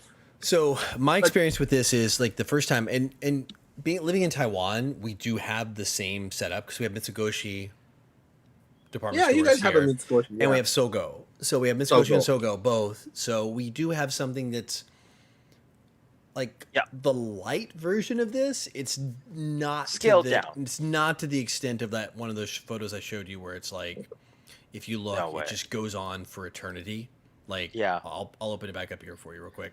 So here, like, you look at this photo and like see like how far in the distance this photo goes, right? When you're talking about like, and those every single section is either 1, 2, or 3 counters. So like on the right hand side, each wrap is like there's usually maybe 1 or 2 vendors on either side. Yep. Of that, and then there's 2 more on the other side. Absolutely. So you're talking about hundreds of food vendors, some of these boutique chocolates like Mark was talking about, or cakes, or savory foods, or gifts. Like, and I have to say the Masaki, one of my favorites Some of the is bento box or the chili bits. Yeah. So if you know Canada, right? Was it Canada? How do you pronounce it? Yeah. They do a premium, and it's called, what's the name of the brand there? The really high-end version that they offer. The Tanibits. The Tanibits, yeah. Yeah, Tanibits and God, brain fart. I know. They'll have like truffle flavored ones. Yeah, that you keep chugging, you know. Yeah. So they have truffle. They'll have like different flavor, like incredible, like these crazy cheese flavors are the kane bits, which are these little, like usually if you go to a Japanese restaurant, you get these chili bits. These little like little half moons, and they're crunchy. Mm-hmm. They're made of rice, and they've got like a spice to them and a little soy sauce flavor. But they take these things to a level that's just unbelievable. And then there's the Pocky, the baton. What's it called? Oh, the baton. No, it's not hobby. It's the no, it's the high end of the Pocky company. The Pocky made it like 100%. Premium. Yeah, it's like Pocky. super high end Pocky. But here's the thing: you can only pick up the flavors at certain counters. Yeah, it's called Baton Dior. Was it Baton Dior? Yeah, that's the name of it. Baton Dior, which sounds like Christian Dior almost. I mean, it sounds like a super high end French brand. Yeah, so last few years, every time I go see you guys, or like going to a SHOT Show, Iwa, that someone has a booth. I kind of dropped the box of it that, for like in between munchies, So, yeah, we usually hide those. I'm not going to lie. Yeah. Oh, when they show up, if they do appear, you literally, like, it's every man for themselves. It is, you're going to poach it. You're going to steal it. You're going to pilfer it. You're going to put it in your pocket. You're going to hide it under the counter. Yep. It's for the VVIP customers. I'm not gonna lie. Mark, you hide your sparkling sake. Oh, all the time. Time. There's no doubt. There's no doubt about that. Like, it's like when we would do the Red Wolf, booth party at Iwa. At Iwa. Yeah, I would hide that in the back of the fridge, and it's only for like in the clique, right? Jono, Chris from AMNB, Yeah, you and me Thomas, keep and the pouring boys, the you know. bottle, you know. Exactly, you know, pour for everybody, you know. No, it's not for whoever this just isn't for walks out. this isn't like for everybody. This is one of those special secret moments. I'm trying to get you That's guys. Yeah. right. That's right. That's not we're gonna work. I was hoping to find the Patantior photo, but apparently So what are not. some other underrated spots? I think like, you know, the one of the things that comes to mind, you know, even though it's so prevalent in Japan, ramen places. Yeah, just ramen became such a like worldwide phenomenon, and then Very true. you get to have it any place. But yeah, we got a wide variety. We got, funny enough, that we got ramen trend. The certain type of ramen is a becoming a thing at the moment. Right. Comes and goes. So funny, the first was it the first time, Jono, that you came in, but I couldn't go pick you up, and then was I it got the the second photo. time? That's the photo right there. When you couldn't pick me Yeah. up, you gave me like, "Hey, Jonathan, go to this restaurant right here," and I'm gonna. Because it's convenient. You can see my from where finger you on are. camera. Man. You're like, "This is close to where you are. This is it." And this is where I went. And That's this is a still one of Skimmin, yeah, the the best dipping photos kind. I have. Yeah, tsukemen. It's so good. Yeah, that So, looks so delicious. I was like remotely trying to send a coordinate. Like, you may find this sign, and Yeah. And of course, when I walked in here, I walked in like an idiot foreigner. I'm like, hey, hey, I'm here to get like the ramen. And they're like, oh, of course, everybody like the inside the office is like, what's going on? No, no, no. It's a small counter, right? So you Yeah. walk in, and it's just like a U-shaped counter. You got a couple booths on the outside. You got tables in the inside. And I'm like, huh? What's going on? Like, I'm here. There's open tables. They're like, no, no, no, go out, go out. Like, and of course, go Gotta go outside out. and one thing in Japan is, even if one thing I've learned is, and I know Masaki will probably speak to this too, that even if someone has some English speaking skills, unless they feel proficient and have a level of expertise to it, chances are they're not going to speak to you in English. So it's the sign language game. yeah, that's very it's true. it's a cultural thing that unless you can do it well, unless you can do it right, you just tend to not like embarrass yourself. Right. So It's very much, yeah, it's like about a self-embarrassment. And that's something I've learned. So you kind of played the pantomime pointing. So Oh, he wow. pointed outside and said, go to this. And I'm like, what the heck is this? Now, this isn't what they have because they had less options.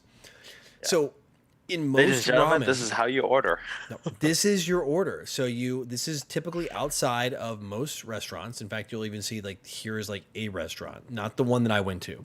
This one does chicken ramen, specifically black chicken ramen. It looks like from the kanji characters, which we kind of half make out because it's the same as Chinese. Yes. actually, this picture I took tonight.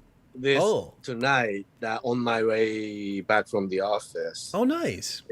It's like my local place. So your local shop. So you feed the money in, you press the button of what you want, and some of these are more advanced. Like they'll actually have you'll have like it's like you screen. get to choose which soup stock, what kind of soup stock. You get to choose which topping you want to be on top, like all the chashu extra, or like eggs. You wanted to make your portion bigger, smaller. You do everything on like vending machine. So yeah, you pick all For these sure. things, and let me zoom in a little bit if I can. So you can see the prices on all this stuff. I mean, but you end up with a situation where you're like, oh wait, I can't read. So Google Translate's your friend in this case. Turn on your phone And your camera. Yeah. And like some of these are like $9. Some of these add-ons are like $1 or less, right? So you end up Definitely worth it. Yeah. You can do takeout. That, or at least that's the one thing in English you can see. Yeah, I got that takeout. Takeout. It's like, oh hey, we got this one. It's good. But yeah, so like you actually in most places, most like small shops, you're going to place your order outside, specifically ramen Yeah. shops. This is, I'd say, pretty common with almost every ramen shop. Well, because like Jono, you said that all the ramen shops are not too big, right? Right. And often you need to kind of wait outside Mhm. for a while, right? And then so as soon as that you hit the button says which one you are going to order, as a sensor inside of the shop on the inside of the kitchen tells you the next customer ordering which one, Mhm. and start prepping it. Right. So on this, Man, that what is will happen efficient. is you'll have the receipt will drop here. This machine, like Masaki said, sends a message back to the kitchen. So when you get to sit down at your table, they will literally just hand the bowl over to you. Just like Yeah, the bowl comes within like minute or two. they're just like your bloop, and your it order's gets set ready. in front of you. And Yeah. it's there. Yeah. So you can order That's what you how need to. you try to maximize the rotation of the customer within that short period. Right. So, And cultural courtesy is you don't stick around when you're done. yeah. Right. Yeah. But let's talk about some ramen stuff. Like, since we're on this topic, like extra noodles, a lot of places will give you an extra noodle for no charge, correct? Some places with no charge, many places with another, throwing another 100 coin. Yep. Then 100 yen, yeah. I think something that's kind of flies under the radar, especially for people who are traveling to Japan, like not Japanese, is get the extra rice instead of the noodles. Yeah. Because like you can take your broth and then put it on your rice, and then you Yeah. eat it almost kind of Kind of like like a risotto. Yeah, Yeah. and Ah. that's something I think that's a little bit underrated. Like, so going to school, one of my good friends is Japanese, and then one of his favorite things to do is he would go downstairs to like a noodle shop and buy like a lao mian, like a mixed noodle, right? And so this is basically like a noodle dish, like almost like a tsukumin, and then he would eat it with his rice that his mom would pack in his bento. And then so I was always kind of amazed. Oh man, I was like, what is this? I never really kind of thought about this before until like I got there and I saw some people at the ramen shops that they would order like the noodles and like a small bowl of rice, and I was like, oh well, now it all clicked in my mind. It's actually a thing that people do over there, and it's Yep. actually really good. Highly recommended. I would definitely do it, especially if your ramen broth is very rich. Hmm. Take a couple of scoops and put it in your rice, and then just let it sit for a little bit as you eat your ramen. You will not be disappointed. It's kind of a pro tip. Eating gyoza with rice. I see Nelson Lau. Oh, Nelson. Hey, yeah. That's a classic combo. Yes. Yeah, gyoza is something that if you go to like Japan, especially Osaka, oh my god, the street gyoza, it's So good. insane. It's so good. So gyoza are the long, like really kind of moon-shaped dumplings, and they've been fried. They've been pan fried. So Yeah. typically they'll add like a potato starch or something to the pan as they fry it, so it adds that extra layer of like this crispy crust to it. So it's not Yeah. just crisping the actual noodle coating, but because of the potato starch, tapioca starch, or something like that, they're adding like an extra layer of crispiness to it. And it's just sometimes they'll even stick together, like because of that added tapioca starch, and the frying oil will bubble it, give it this spider web effect. It's just amazing. Yeah. Yeah. It's not the same as like a pot sticker. I think a pot sticker is like it's got a little bit of like the skin the skin is a little bit more doughy. That's good too, but there is something about like the gyoza that The thin Japanese one's really skin is- thin. Yeah. there's something about it. It's very good. Like people think it's the same thing. It's really not. No. Take Yeah, a word for gyoza it. is It's really what? not. Jinjiao, right? Jinjiao. Is that how you say it in Mandarin? Yeah. Yeah.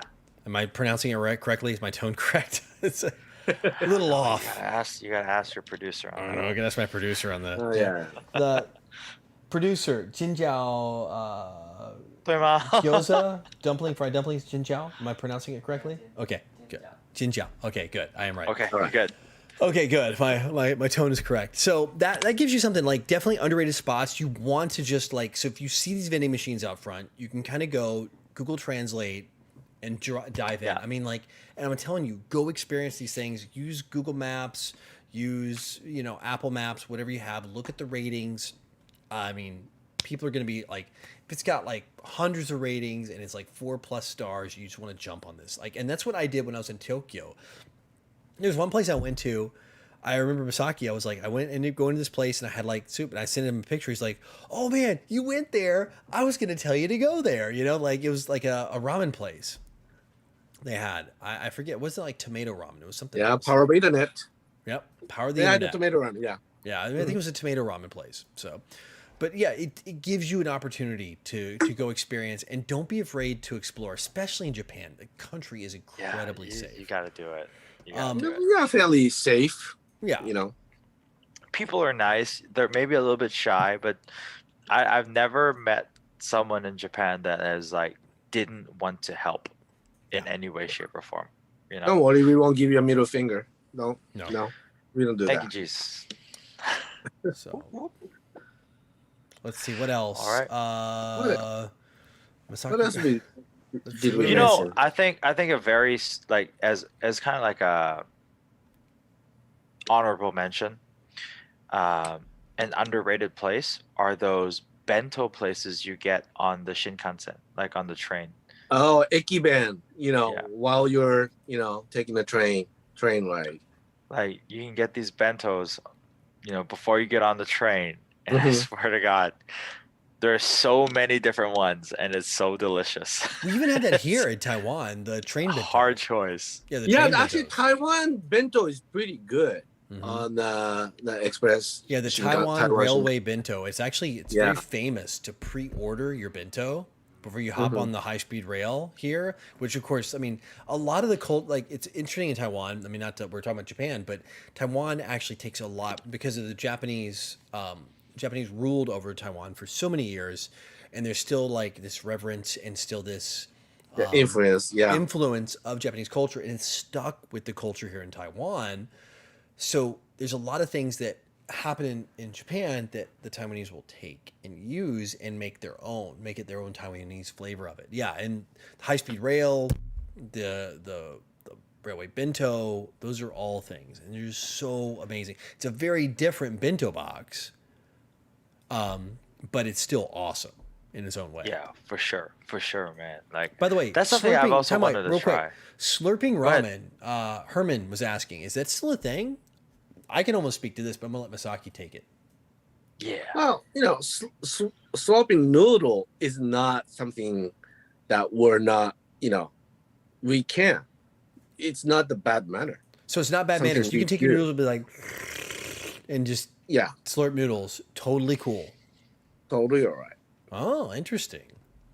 So, You don't do it with the Yes. pasta, but yeah, you don't do it. Yeah, Italian pasta, but so you can. traditional, like udon, soba noodle, ramen. Those are all right. Udon, cold soba. Oh, you're killing me. We can't even talk about those right now. Dude, the moment you said udon, all I'm thinking about is those small cafeterias in Shinsaibashi area, or like right down in like downtown Where you get all the Namba in Osaka. The fried bits, all the fried stuff that Oh goes with my the udon. God. Yeah, Oh It's my like gosh. 100. It's like 200 yen, 180 yen. It's just like it's like a udon, and then like a piece of like fried like the tofu on top. That's it, and it's so good. How do I not have a photo of this? Oh my gosh. So yeah, It's so good. It's like all like you get like fried shrimp, fried eggplant, fried everything. And you go down the Tempura. line, you order your udon from the first station, Yeah. how you want it. There's like 10, 20 different ways. And then you go down the line and they have all the fried food. Just as you move down a cafeteria line, you have a tray. And you just have tongs and you're just like, okay, I want this, I want this. Whichever. And you load up. Yeah. And then at the very end, the girls or the guy standing there like, okay, looks at your tray, is like, okay, you owe me this. And everyone has its price, so you know exactly what Yeah. you're paying. Yeah. But yeah, that's like so good. Oh my gosh, I want that now. So bad. Speaking of all this fried stuff and this kind of tempura thing, I have to say, I have to contribute this to Masaki. He's changed my life because he introduced me to like avocado tempura. Oh And God. this is this is it was a life-changing experience because I was like, why didn't anybody think about this sooner? Do I have a It's photo so of this good. or no? Nothing? I don't. So Okay. I have like a he took me to this apparently it was kind of like a local joint, right? And it was like a kind of like uh, a chill tempura plate, a chill tempura joint. And and one of their things was like they had pieces of corn that they would slice, and it was a full like section of corn, and then like one was like a quarter piece of avocado tempura. I was like, why didn't anybody think about this earlier? Because this is With a little awesome. sprinkle of salt. And Yes, it's so good. It's fatty. Let's just go ahead and fry it, make it worse, and make it better. Mhm. It's so good. It was I was eating this and we had a beer and we did a lot of walking that day because we came back from Kyoto, right? Like it was Yeah. like a lot of walking. It was like Yeah. this is All perfect. I've got is this photo of fried food from you guys. So that's all I have. Oh, it's kushikatsu. Yeah, Kushikatsu. Okay. that's a local Osaka local. Oh yeah, Let's See, see, that was lotus really root. good. These are eggs, I'm guessing. Everything in that skewed food. That was really good. And they have Yeah. like a tub of like sauce that's soy sauce based, and you're Yeah. supposed to dip it in there only one time. You dip it in there, you pull it out, and you eat it. And it's kind of like a communal, you know, no double dipping kind of a thing. And No it double was- dipping. Wow, it was so good. All right. And So, you eat it while it's still hot and having a beer or a highball. so we've hit all the underrated spots. Like we haven't even actually we haven't touched the underrated spots, but we got to kind of move on. We could Yeah. like we're at 2 hours now at this point almost. Yeah, I think we gotta get some questions Yeah, in. time to get some chat questions Yeah. in. So as John was looking for chat questions, hey everybody, do subscribe to the Hopped Up podcast on our Hopped Up podcast channel. Thank you, Ho Ching, for reminding us. Yeah, go subscribe there so we can get that channel all fleshed out, so we can do more things on that side, and we can flesh out the features and stuff over there, and we can start streaming over there, full time. Yeah, next week we promise. Yes, sir. It's like all the comments. Everybody's like commenting on our food. Let's see, kangaroo, Winky, kangaroo. Yeah, I've I had know. it before. Yeah. I've never seen that girl be so like adventurous with what she eats until she says kangaroo. And I'm like, Mhm. what? But you won't eat onion? I've had snake. I've had an ostrich, emu, snake, buffalo, beefalo, I have an alligator. alligator. Yeah. Yes. Yeah. Alligator's good. Alligator. Alligator Cajun ribs. food, alligator. Alligator? Oh yeah. At this point, anything tastes like chicken. That is so true. That's so true. Let's see. Yop Larson says onsen equals naked old men. From earlier. I mean, you're not wrong. That's Although- pretty true. Oh, wait. Although, Go I ahead. recommend going I've been to one place in Hakone. If you can Google it, Yunesan is the onsen theme park. So you actually put the bathing suit and you get to have like many Theme different type of onsen Theme park. in Hakone. Yeah, onsen theme park. It's warm. Wait, interesante. It's been sitting here the whole show. All It's right, warm. man. Come on. It's warm. Come on, That's do it. right. We're it. into the questions now. Now you got to drink it. I made a promise. Like my producers over here, like, do it. Do it. Oh, it smells. Okay, it smells like cooked asparagus. So when you actually Okay. cook, like let's say you're gonna steam asparagus, it's not terrible smelling. I'll give it a 3.5 out of 10. All right. Okay. Not terrible.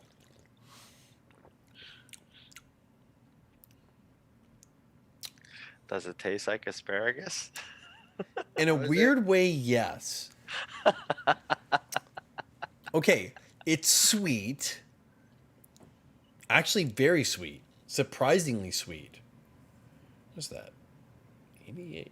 This can has 88 calories, and all of it's from sugar.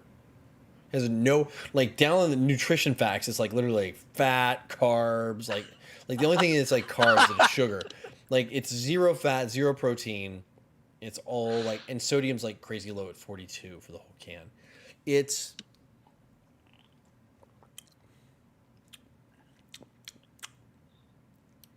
not bad. Like a lot less bad than I expected. It's like somebody took asparagus and added like 10% asparagus flavor and then put a lot of sugar on top of it. I see. I was expecting like the look, and it's like, will I buy it again? No. Okay, all right. To be There you really go. honest, That's all we needed That's to the know. verdict. let me give you the That's best. the verdict. Let me give you the best description I could possibly give of this. It's like drinking sweetened stale cardboard. Gross. Oh God. With like a hint of asparagus flavor. Wow, like your producer really put you up for this one. Yeah. So I'm gonna leave this for my producer to drink. Right over there.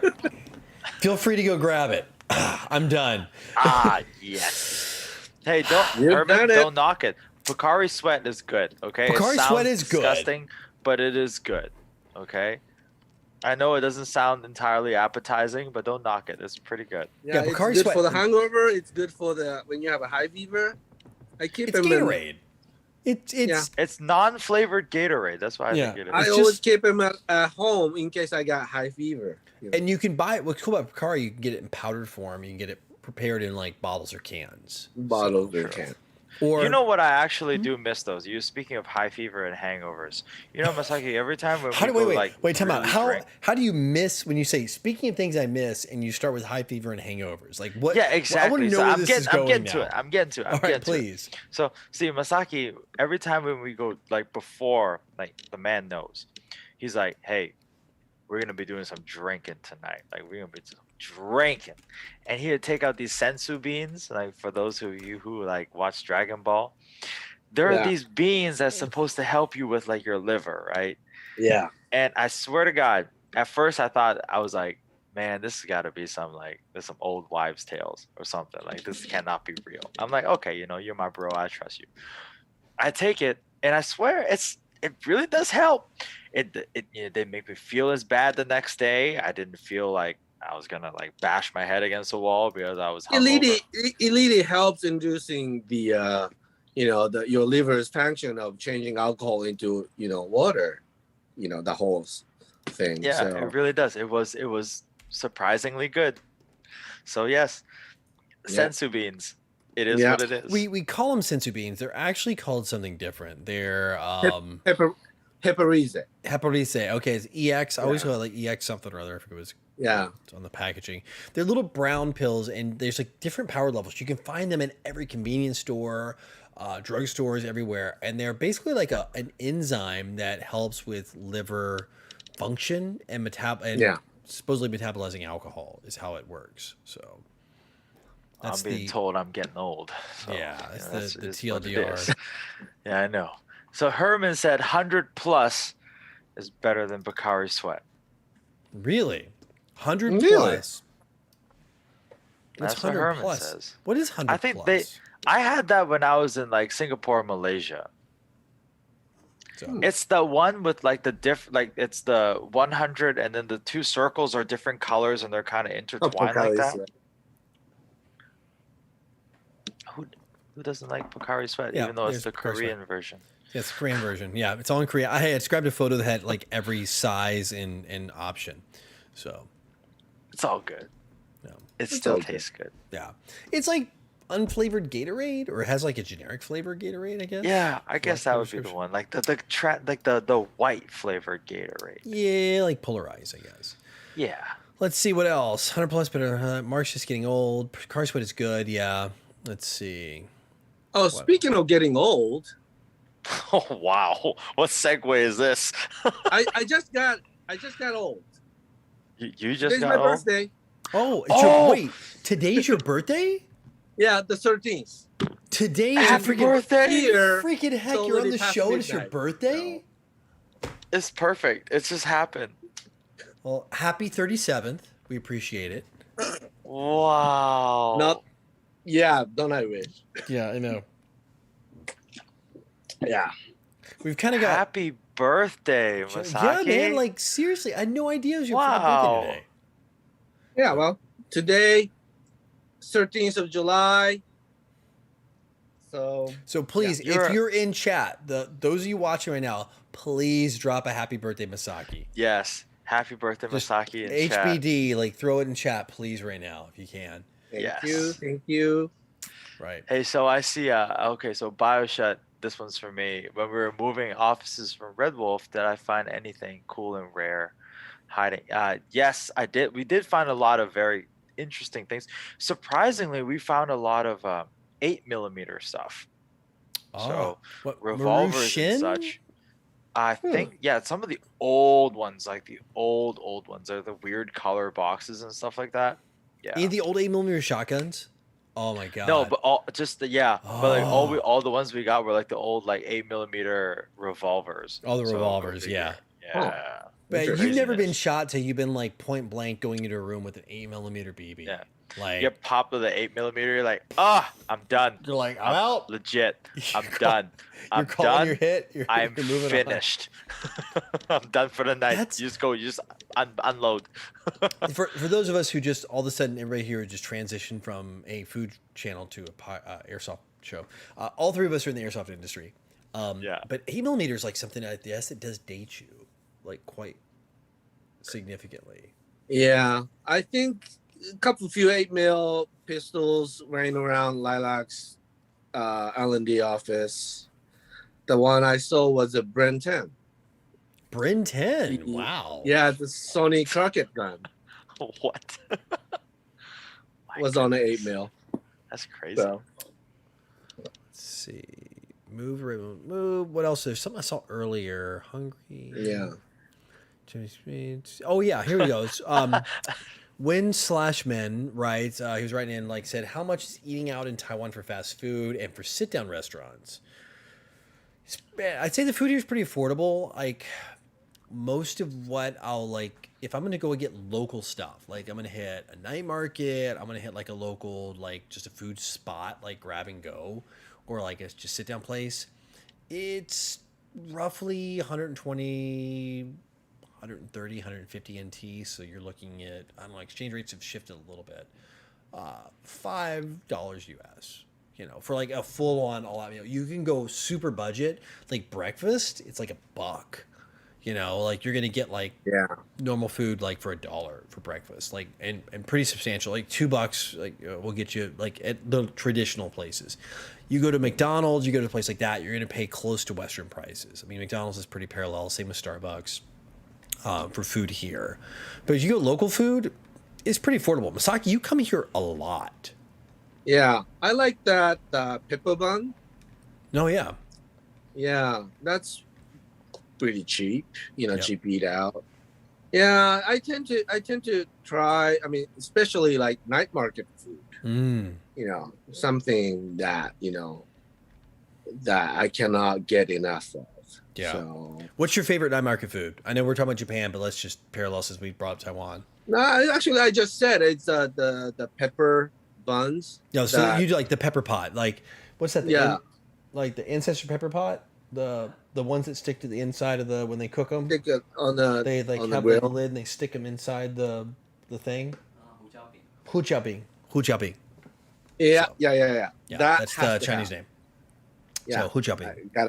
I gotta have. What do you call like the fried stuff? Like where you go in, you can order like the fried chicken, the fried like all the different things. What suji? Sensuji. Okay, sensuji. Yeah, that. That's kind of my go-to. We're There's talking. so much good food though at Taiwan night markets as well though. That's another episode that we got. That's a do. whole. Yeah, We'll do Taiwan because Masaki will maybe have to have you back on for that one because you travel here extensively for work, your day job, and also for Yeah. fun. I know you've traveled here just to watch Marvel films.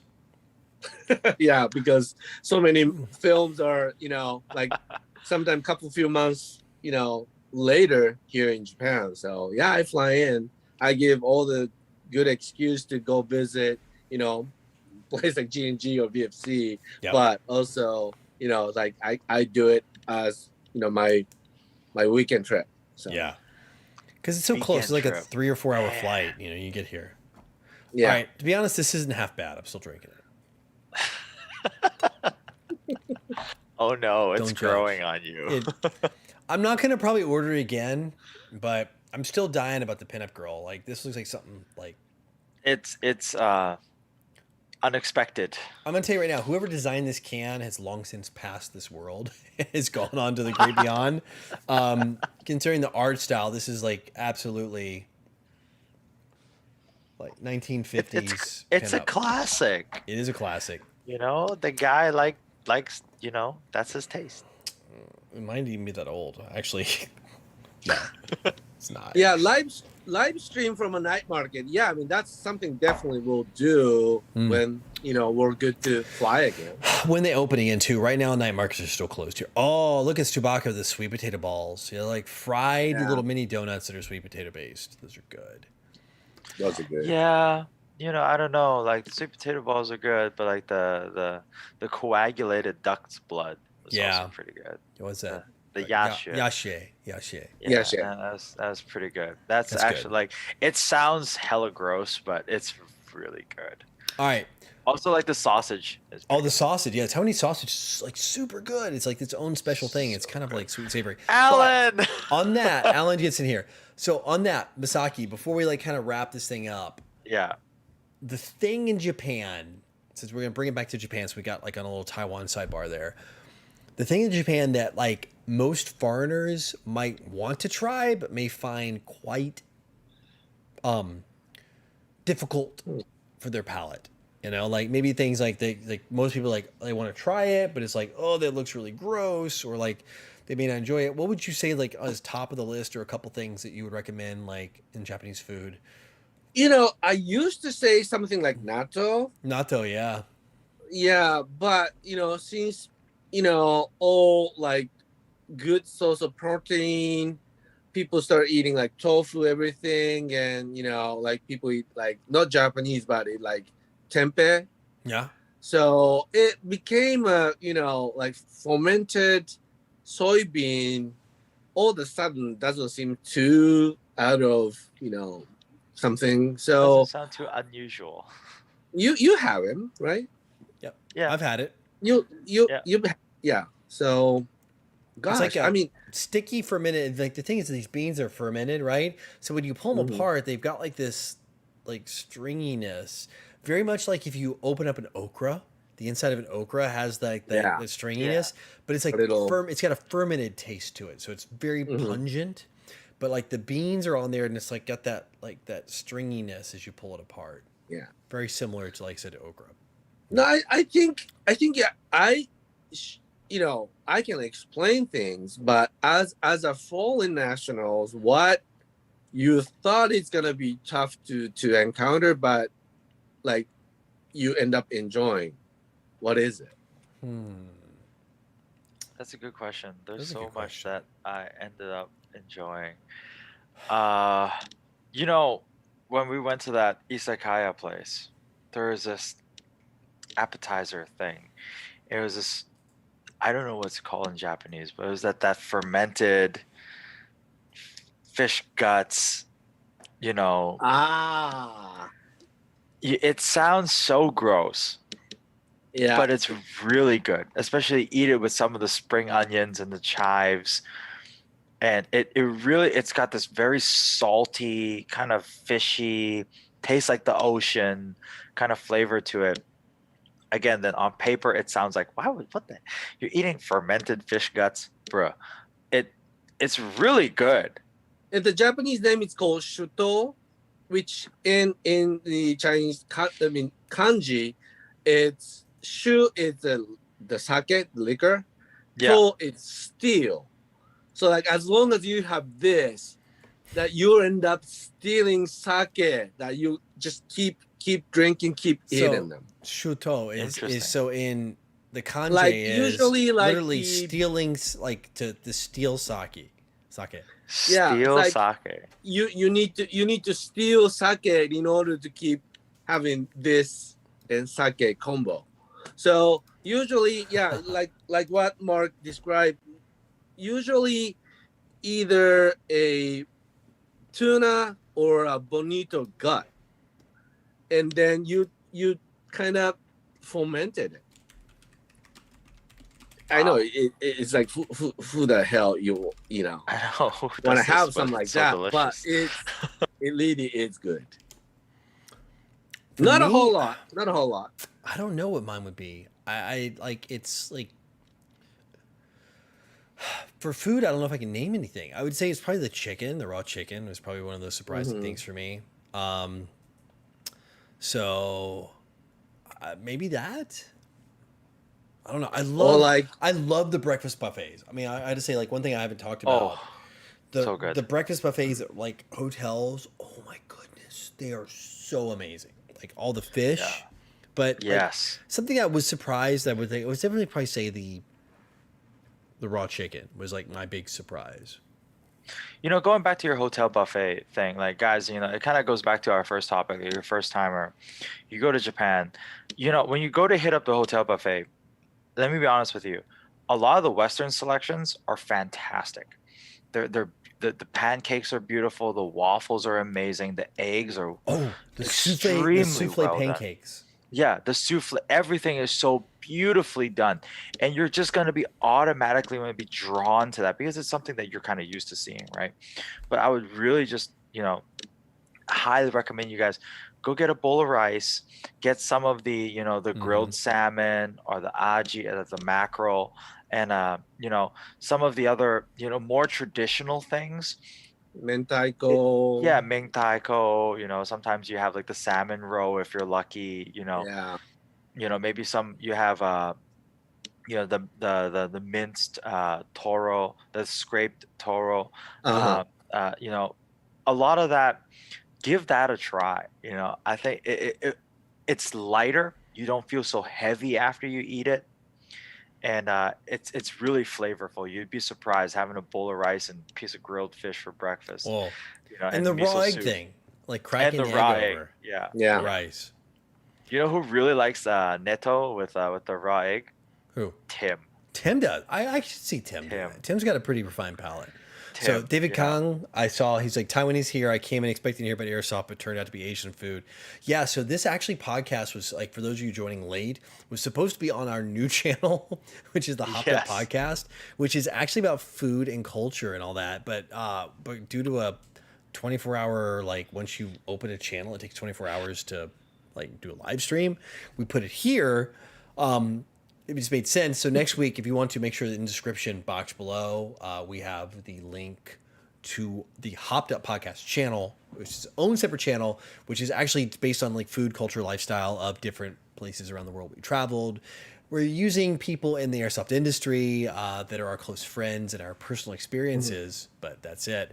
That said, pivoting back to airsoft, Luke Riot, what products are Lelex making for the VFC Umarex gas blowback MP7? Well, still. Oh, that's like so specific Yeah, to it's hyper. GBP MP7. It's hyper specific. Yeah. We are actually in the process of making more VFC Umarex based something, but cannot really like drop anything at the moment yet, just yet, because God, I need to go some details. Yeah. We do think, in the theory, we think, okay, people may need this. People would probably like to have something like this when they play, when they customize it. And then when we, laid out all the possibility options, we kind of eliminate, this is not marketable. This is not, we cannot find the comfortable price range or something. Then we go into the L&D, and sometimes it works, sometimes end up not not getting the result that we wish to have. And so then we kind of terminate the development and then move it on. So if I say it too early and give a kind of false signal, I was like, Lilacs is going to do this. Lilacs is going to do that. So when I kind of drop something, over on like social media, this is something like that, pretty much like 80% done. Then, we're trying to finalizing the production or, some like last, final touch. But yes, we are thinking about it. We're doing some experiment, but those that specific for MP7, I cannot say it just yet. All right, so nothing quite Sorry. yet on that one. So Yeah. Any good field suggestions in Japan? So I see Tokyo Sauvage, I see Black Fox. Any others? I played a Sauvage. Yeah, the Tokyo Sabage Park is pretty nice. Sabage, sorry, my terrible, horrible pronunciation. Run by the Gansho First people, so that's where we've been hosting the Cool Credit site. Owners meeting. Really cool site. Yeah, I really like it. It's a good field, awesome layout.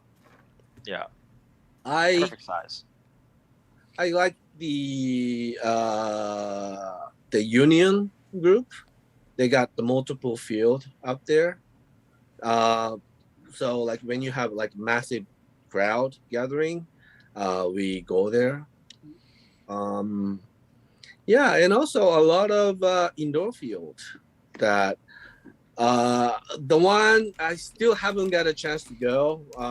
My colleague Ryan is been there many times. That one not too far from our office is that the one of the out of business love hotel turned into a he's been telling me about this too. turned into an indoor field. That's something that is really Special. I've seen a many, actually as a field I've been hearing many positive thing about it. Yeah. Alan said paddock. Oh, paddock, yeah. That's another good shop, and also they got a pretty decent size of indoor field up on 34. By the way, love motels. Hang on, I gotta like take a real quick step back. I don't want to step on paddock, but for those of you who don't know what a love motel is, it sounds really bad. So if you have like a Western mentality view of it, but in like Japan and most of Asia, right? You have very limited space, so a lot of people into their extended years, like way beyond teenage years, that live with their families. So a love motel is a place where you can actually go with your girlfriend, even find fiance. You're with your parents, you're with your kids. You don't get to have That's correct. Good You time, don't have your personal space without interrupted, or it doesn't carry the same stigma, guys. No, it's not like like Stu's saying here, like the coin operated vibrating beds or anything like that. So, no. Damn, I kind of miss those. That's for another conversation. Joop Larson said, "How does a foreigner get to work with airsoft in Japan?" I think this is a interesting question. I think most people have in mind.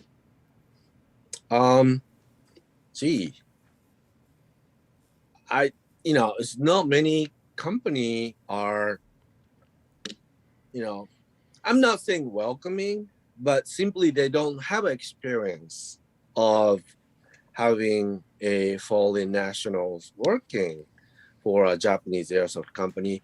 One of the reason I think is that not many airsoft company in Japan, funny enough, they're not seeing overseas market as somewhere that they want to go. Let's say, for example, that we have been, forced to play with pistol with a plastic slide.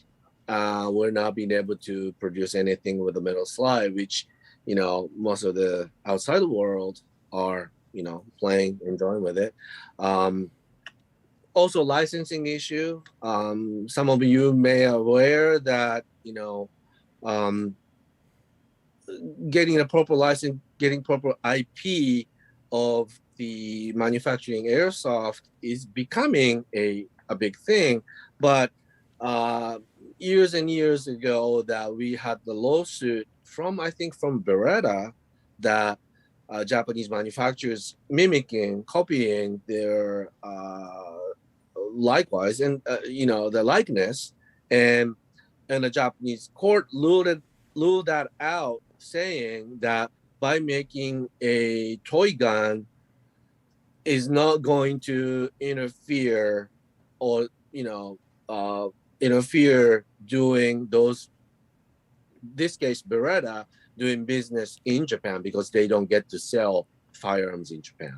So that sort of little twisted case rule was done years ago. So the Japanese domestically, Japanese manufacturers don't really need to go into a serious licensing discussion. So, but once you start exporting it, that's not okay.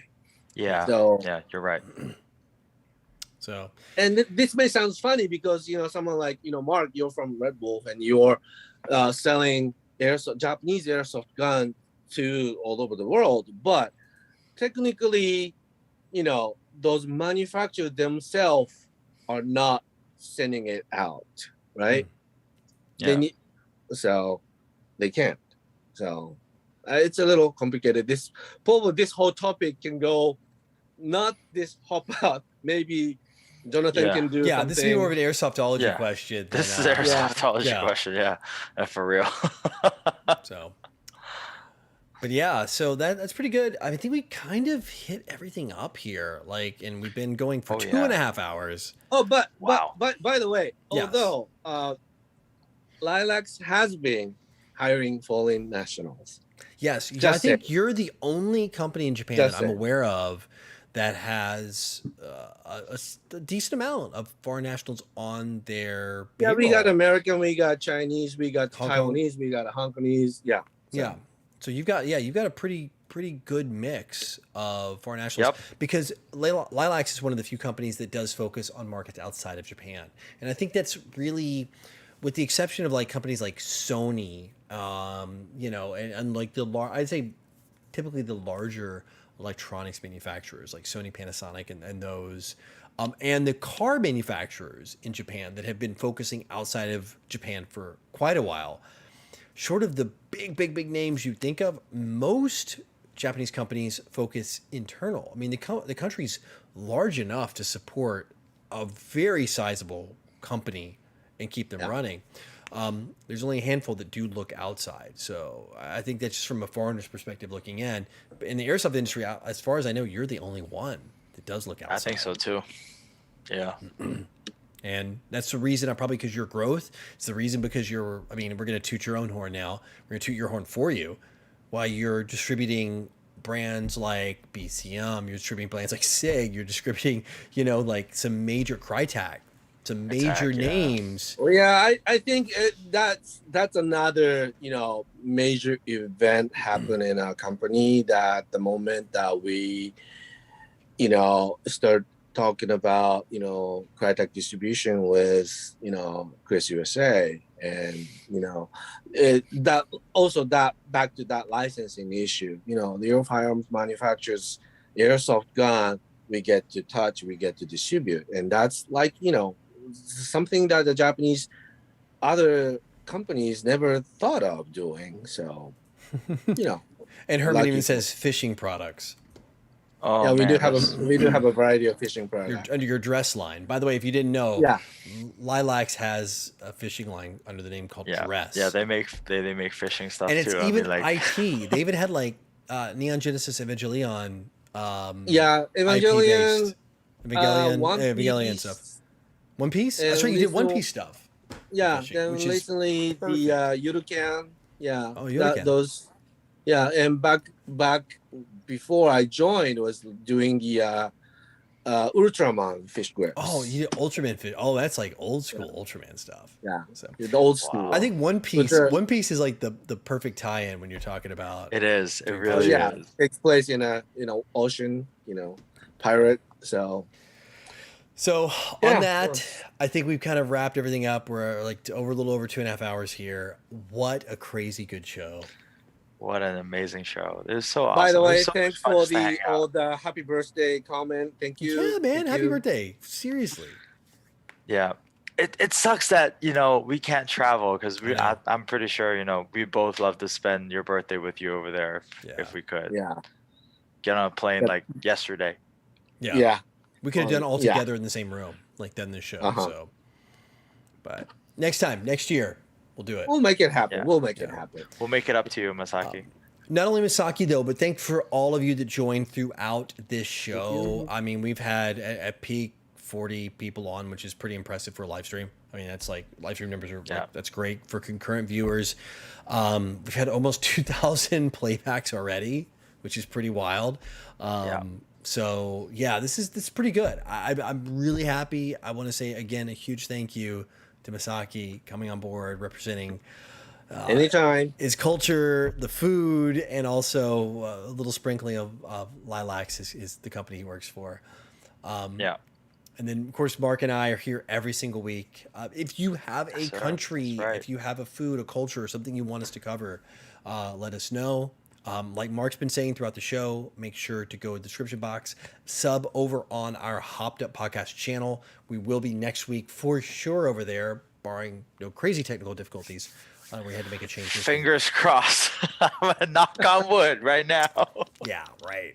So, but yeah, we're gonna be on there too. So yeah, I mean, I'm super happy with how this turned out, and I love having you on as our inaugural guest, Masaki. That was the icing on the cake. Well, thanks for the invite. Couldn't think of a better person to have on here as number one. Exactly. Yeah, it'd be perfect. I mean, there's so many more topics that we could talk about in Japan. We can get region specific. We can get even seasonal specific. There's so many things. And I mean, But I think Monday as night a- works perfect for me. Yeah. As a 10,000 foot above view, I think this is a great introduction, for people who want to go there as soon as when COVID travel restrictions are lifted. So big thanks to you, giving us the local perspective of what also I want to mention, those who expecting more of the airsoft topic.